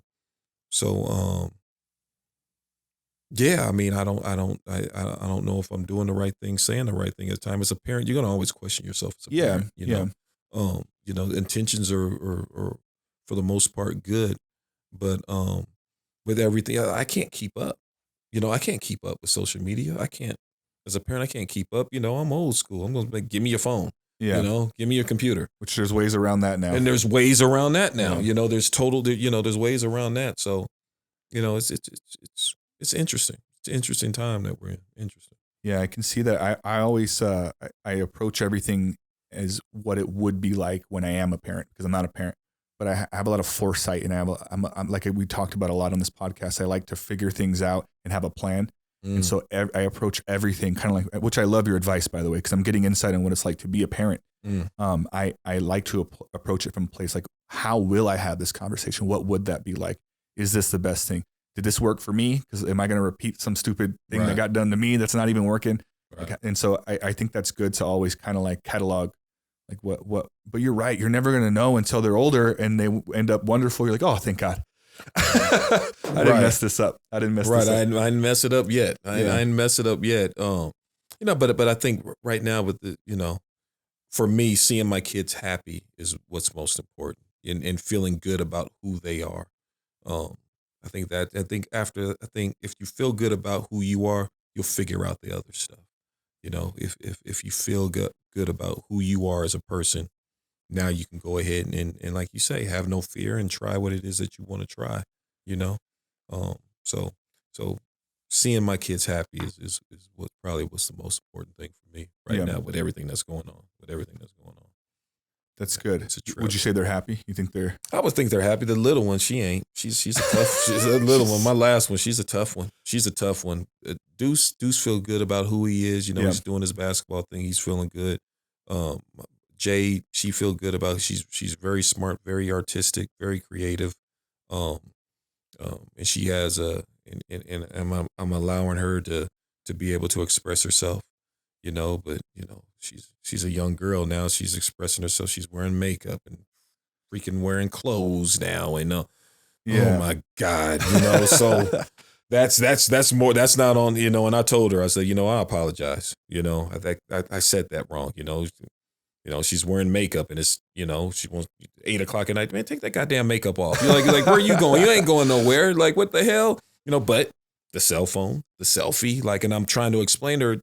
When you send that out there, everybody can see it. There's there's freaking predators out there. There's that's real. Yeah. So I'm trying to explain that to her, and it's hard, man. It's hard. Yeah, because you can't make someone get that perspective. Like No. when you say it now, it makes 100% to me, but I'm sure to her, she's like, yeah, that's not a real, Yeah, like, right. they exist, but they're not following me. Right. And everyone thinks that until you're on the cover of some story. Goddamn, see you on a goddamn milk carton at Walmart. Yeah, and shit, you know? when they interview the family in the news, they're every single one like, I never saw it coming. Like that guy was just a sweet guy, or the girl, I never thought she would do that. But you're right. It's hard because you can't really teach anyone. And I bet that's even harder as a parent, because how do I tell my daughter she's beautiful without the makeup, but also respect that she feels beautiful with it and she should do what makes her feel? It's a weird kind of juggling act. It's crazy, man. Like, you know, I'm divorced, so her mom doesn't live here. And so her mom has a rule where she can't wear no makeup. And I'm like, you don't live here. Like you can't implement that rule. You can't enforce that rule and you don't live here. You know, well, it's easy to make it, but you're right. You're the one who's going to have to enforce it. Right. And I'm looking at her and I'm looking at her. I'm like, you know what? She's a responsible girl. She's doing everything she's supposed to do. And what's more important, I trust her. I know who she is, you know, as a person. So, you know, you want to wear makeup, you know, and I can't come across because I live with her. Yeah. So, you know, if I come across as this, take that shit off, you can't be wearing that. Now we're going to be clashing. And now next, you know, she's going to be putting on makeup when she runs away, you know, yeah, you're not going to stop that. She's going to do it behind your back. She's going to do it behind my back. So it's better, you know, hey, you know, you might have a little bit too much on here, you know, take a little bit off there. You know, it gives me an opportunity to establish a stronger relationship with her as she's entering womanhood. Yeah. You know, and so it's wild though, man. Like it's wild when you have girls. Really? It's wild when you have girls, man. It's wild when you have girls. Girls are the best. Yeah. Like they're gonna look after you. Like I know Jade loves me. Like I think when I get old, she might even take care of me. You know what I'm saying? Like boys, they're out. Like Deuce is gone. Like there's no way he's gonna come back and check on me. Like there's not a chance. Like there's not a chance. He's out. When he's out, he's out. Boys, they're gone. Girls, they might come back to see how you're doing, Dad. You know, are you feeling okay?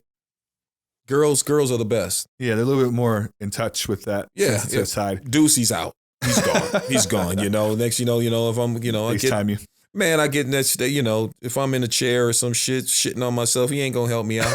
He ain't gonna help me out, man. He ain't gonna help me out. You never know, man. Hey, and he ain't gonna help me out, man. He ain't gonna help me out. He gonna wheel my ass in front of the TV somewhere. You know, in the future, if he ends up helping you out, he's gonna show you this podcast. Hey, Dad, remember when you said this? Hey, man, he 40 ain't gonna years help ago? me out. Hey, Jade, I know Jade loves me. I know my second Jade, I know she loves me. Jade, if you see it, I know you love me. The little one, I know you love me even though you don't show it. Deuce, I know you love me, but I know when shit hit the fan, you're out. You're out. I know he's out, man. Boy, I know he's gone. I know he's out, man. I know he's out. Jade might come check on me, man. Jade might come check on me, man. I'm gonna keep that in mind. Have girls, man. Have girls. I always, when I imagine, I don't know, did you ever imagine, like, before you had kids, did you always want a girl or boy, or did that not matter to you? Man, I just knew I wanted to be there for my kids because I didn't have a father growing up. So I just knew I wanted to be there for my kids. You always want to have a boy, sports, you know, that's my son, all that shit. But you were ready just to be a dad and a good one. Man, but when I had my girls, it you know, having when you have your first child, it's going to change. Oh, I'm sure. Your whole perspective on everything. You're gonna, you know, being in that room and seeing them born. Your whole life is gonna flash. Like you're gonna go back to your childhood. Yeah. You're gonna see yourself in your kid. Like when he's 2 or 3, you're gonna start thinking about, damn, what was I doing at his age? Yeah. You know what I'm saying? Like when they start walking and talking and stuff, like you're gonna start seeing yourself in your child. Like it and you'll start reflecting. Yeah. And you'll start reflecting. So when I had my son, you saw Deuce, he was a little baby and stuff. Yeah. But when I had a daughter, like it was like, whoa, you know, like I got a baby girl here. Mm-hmm. You know, I got a baby girl. You know, I got to really protect and look after it. Just, you know, it bugged me out. It bugged me out. And then I had my last one, and Yeah, yeah. I mean, boys are like cavemen. You know, like you can like you can just sit them down and they'll do whatever. Girls, they're all over the place. Yeah. They want to do this, they want to do that, they want to see this, they want to see that, they want to go here, they want to do that. They'll start one thing and don't finish it and start something else. You know what I mean? Like boys, you can just sit him down and he'll be all right. He'll be sitting right there. You come back, he'll be sitting right there still. Really? You know, girls are all over the place, man. Girls are all over the place. Special. They're special creatures. They're special people, man. Very special. I'm excited for it. You brought up something that made me I had a thought process on it. You mentioned that whenever you became a parent, you just wanted to be a good person, right? Yeah. You mentioned you wanted to be better than your dad. Yeah. So there's this dynamic, right? And I'm interested to get your perspective on this because the number one precursor for someone who goes to prison or ends up dead is single parenthood. Like it's usually single parents, usually boys. And so you remind me of me in that way because I also grew up without my father. And I also attribute a lot of my characteristics and want to be a good person because I know what it's like to not have that. And I'm assuming that's how you felt when you said that. Definitely. But on the same table, we're kind of weird in that way because we should be part of that group. We would have every right to ruin our lives. Right. And people would go, oh, that makes sense. He didn't have his dad. What do you think it is about a person that for whatever reason, if you can make it through that, those people end up being some amazing people. Some of the most amazing people in my life, the strongest, the best parents. I'm not putting anyone down who has both parents, right? But so follow me here. They seem to just have this special thing. And I think you have it. It's like, do you think it's because if you kind of persevere and get through that rough patch, you kind of come out the other end just a stronger, more hearted shield person, and you're able to like become a better version of like they taught me exactly what not to do. Right. Do you think there's a part to that? That's it. You just said it. They taught you what not to do. Like I grew up with all strong women. You know, I think it's very important that you feel good about who you are, because you can carry that with you until you're my age. If you don't feel good about who you are, man, I think it's just, man, it's weird, man. You know, not growing up with a father and then becoming one. It's weird because like you said, you have a lot of people like that have kids and they don't raise them, or, you know, whether they prison system, drugs, whatever it is. They kind of that cycle just kind of continues. The cycle just continues. I don't know, man. I think you have to really want to break your cycle. Like I know I really wanted to break my cycle and was willing to do anything I had to do to break it. You know, and raise my kids. So for me, man, that's a tough ass question. It is, man. right? That's and I'm following you here question. because I feel the same way. I get asked all the time. Question. I get asked like, how did you do it? And first of all, I don't think I've done it. I think I'm in the middle of it still, right? But then I do want to give some feedback, right? And they go, what works for you? And I always struggle the way you're struggling now because I don't know what it is. So that's like my life's mission, right? And I'm being kind of silly with that, but I want to figure out what it is, because you just said something like, that's not easy. I know it's easy to say it, right? Yeah, I just was different than my dad. Oh my God, you're set up and designed, you're genetically designed, you're systematically designed to not do any of those things. Right. And breaking the chain is an easy phrase to say, but it's way harder to do it. And so, but some people end up doing it. And I always wonder, like, do you think you're born with that? Do you think it's something that's learned? Like, how do you? Oh man, that's a good ass question. That's a tough one, man. That's a tough one, man. Like I said, I grew up with strong women, and so quitting was never an option. When you say strong women, sisters, mom, is that what you're referring to? Mom, auntie, grandmother, great grandma, like all women. And now that I think about it, man, like there was my grandfather, and like there's three of us, and so it was my brother, my sister, and me, and we all had different daddies. We all had different daddies, but we all my grandmother helped raise all of us. You know, so I know I saw that on a daily basis. So quitting was never an option, even if there wasn't a male person in the house. And I watched my grandmother actually take care of my grandfather at the same time. So man,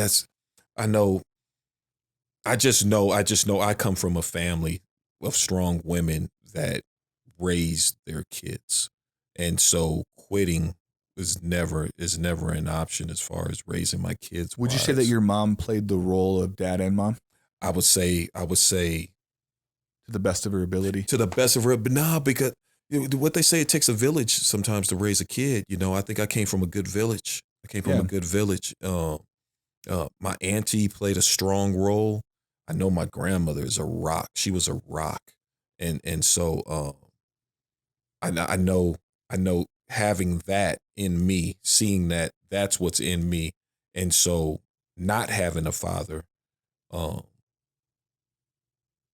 didn't really play a factor when I had my kids. Knowing that I have it in me to take care of them probably came from those females in my family. Not so much, well, I didn't have a father, so I want to be a father to my kids. Yeah. I think it might have been more, now that I think about it, more of like, when I have kids, there's not a chance of me not leaving them, not a chance of me leaving them or not being a part of their lives or not trying to be a good parent and provide.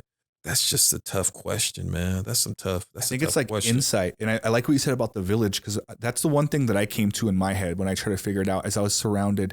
And in my case, it was my village was changing every other month. Right. But I had a really good set of friends.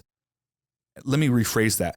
I was really good at taking the best parts of my group of friends, because not every friend was doing great things, but I was really smart in knowing this guy is good at this and that. He doesn't make good decisions in this part, but I can I could take the best parts of that and kind of use that in my own personality to become who I am. And I did that with all my friends. This may not be the answer, but I know that I took the best part. I had good insight to know. And I think this goes back to me being able to see the best in people. I don't see evil people. I get it. Yes, there's evil people.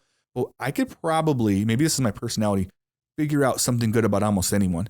I'm able to decipher the difference, right? I'll give you an example. There's an incident with this person, this person that I know was telling me a story about a guy. This guy was not a good guy, right? Just not the best person, doesn't make the best choices. And I was being told about a scenario where he didn't text this other girl back for like 3 hours. And they're like, he's a cheater. They're calling him a cheater. I'm like, do you guys know that he cheated?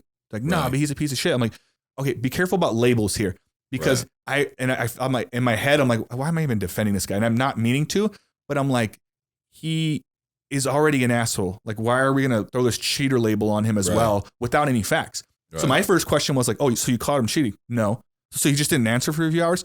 Was he like in a sauna? Like, could he been like doing something different? But it's this weird thing that society does where it's like, he's already an asshole, which you've all established. This guy's not good. Do we really have to label him something without facts? Right. Can't we just take, like, maybe he's not a cheater. Maybe he's just an asshole. Maybe he's just an asshole. Yeah. Can he just be an asshole? Can he just be an asshole? Like, so if you're with this guy and he's an asshole and now you want to label he's a cheater, like, why wouldn't you dump him for being an asshole? Like, he has to cheat. Like, that's a level of worseness. Like, isn't it bad enough that he's an asshole? Here's the other part of that is, if we got to save that word for the real cheaters. Because you know what I mean? There's actually people cheating. And so if we just use that label for some guy that's an asshole, then it becomes just some silly word, when there actually are people in this world that are cheating or whatever that is. And I'm just using it as an example. And there was another one too, but you get what I'm saying about the whole label part. Right. Like you have to save it for the people that are that, because then you get this other culture where, like, women, you ever see two girls fight? What's the first thing they do? They go bitch hoe a lot. There's a lot of that, right? You hoe. I'm like, you guys are. Have you ever seen two dudes about to fight and the guy goes, "You're a pimp, man. You get all kinds of girls." Like, and then they start fighting. Right. So women always ask, like, how do we get people to stop calling women bitches and hoes? Well, first of all, you got to stop calling yourself bitches and hoes, because that's what you guys cling on. You guys are fighting about something. You have stuff in your head. Be clever. Throw a joke out there. Make fun of this. I'm not advocating bullying, but can we be accurate a little bit here? Right. And so what it does is it makes that word available for everyone to use now. So save that for the people that are bitches and hoes. Right. So for the real bitches and the real hoes. Yeah, don't be just throwing that word out there. It's the same thing with cheater. Going back to the original thought of like the whole label, I can see the best in people, and I can decipher and compartmentalize, like, all right, this person is this, but he is a good father. You know what I mean? Maybe he's not that, but he is a this. Right. And I think that's an important quality that isn't taught but obviously you have that. I think maybe that's part of it too. Like learning how to decipher, hey, I don't have my dad here, but I have this person who has this, and a dad would teach someone that. And then this, that person doesn't know how to tie a tie, but that lady does. And I'll take that part from her. And then I see my mom taking care of the family. You know what I mean?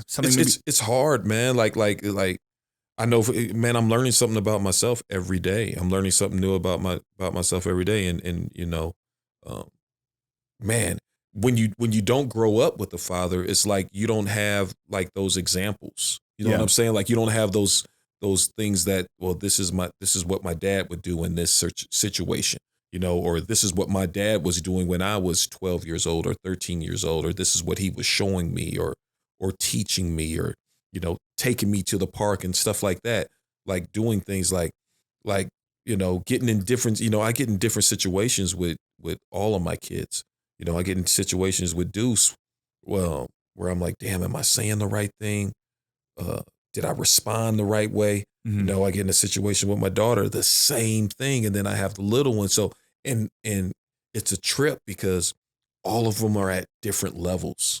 You know, all of them are at different levels mentally, emotionally. So you got to change socially. how you present information. I got to change, depending on it. Right. Yeah. I got to change how I respond to each kid, you know, because they're you know, they're all individual. Yeah. You People know, receive so information differently. They're That's the best all way to different, do it. Yeah. man. They're all different. And so I'm wondering, you know, I'm bless her heart, my little one, but she's like a grown, you know, she shuts it down. Like when I tell you she shuts it down, she shuts it down. She won't say shit to me. She'll shut it down, and she does a great job of making me feel bad. Like she knows what she's doing is just killing me. And so I was pissed off. I was mad. Somebody did something and I was mad. And my Jade asked me a question and I was yelling, and the little one, she goes, Dad, you're yelling. Lower your voice. I said, yeah, you're right. I go, yeah, you're right. Let me start over. I said, Jade, I'm apologizing for yelling. I was just getting emotional. Let me, you know, and I started over saying it again. And then the little one, she puts up the hand to give me a high five. I'm like, yeah, good job of redirecting me. You know, good job. You know, and I said, you like a grown ass woman. Like you're a grown ass woman. And she just starts smiling, and you know, it's a trip. Hey man, have you some kids, man. That's all I can say. Have you some kids, man. Have Let's redo this podcast in 10 years when I have a few, man. And then we'll see how much our thinking has changed. Have you some kids, man. Have you some, hey, they're amazing, man. They're amazing. I remember, you remember Keith Lupo, Coach Lupo? I do. Volleyball. Yes. He was, Deuce was getting ready to be born. Mm-hmm. And I was nervous as shit. I mean, I was amazingly nervous, man. I was amazingly nervous. And you know, he was like, you know, your whole life is going to change. He was like, your whole life is going to change when you see the birth of your first child. Whatever. Yeah, whatever. Hey, man, I'll never forget that. Like I'll never forget the birth of my children. Like when you have children, like if you're doing bad shit, or you're not being responsible, or you're just fucking up. Mm-hmm. If having children don't straighten you out, nothing else will. Like nothing else will. Like if having children doesn't help you, doesn't make you think about what you're trying to do with your life, trying to put priorities mm-hmm. and all that stuff, nothing will. Like nothing else will. Like the first, because you're going to be willing to sacrifice your time, money, mm-hmm. everything for your children. And if you're not, then you never will. Yeah. Then you never will. You never will. Like it's the best thing that ever happened to me was having kids. You know, the best thing.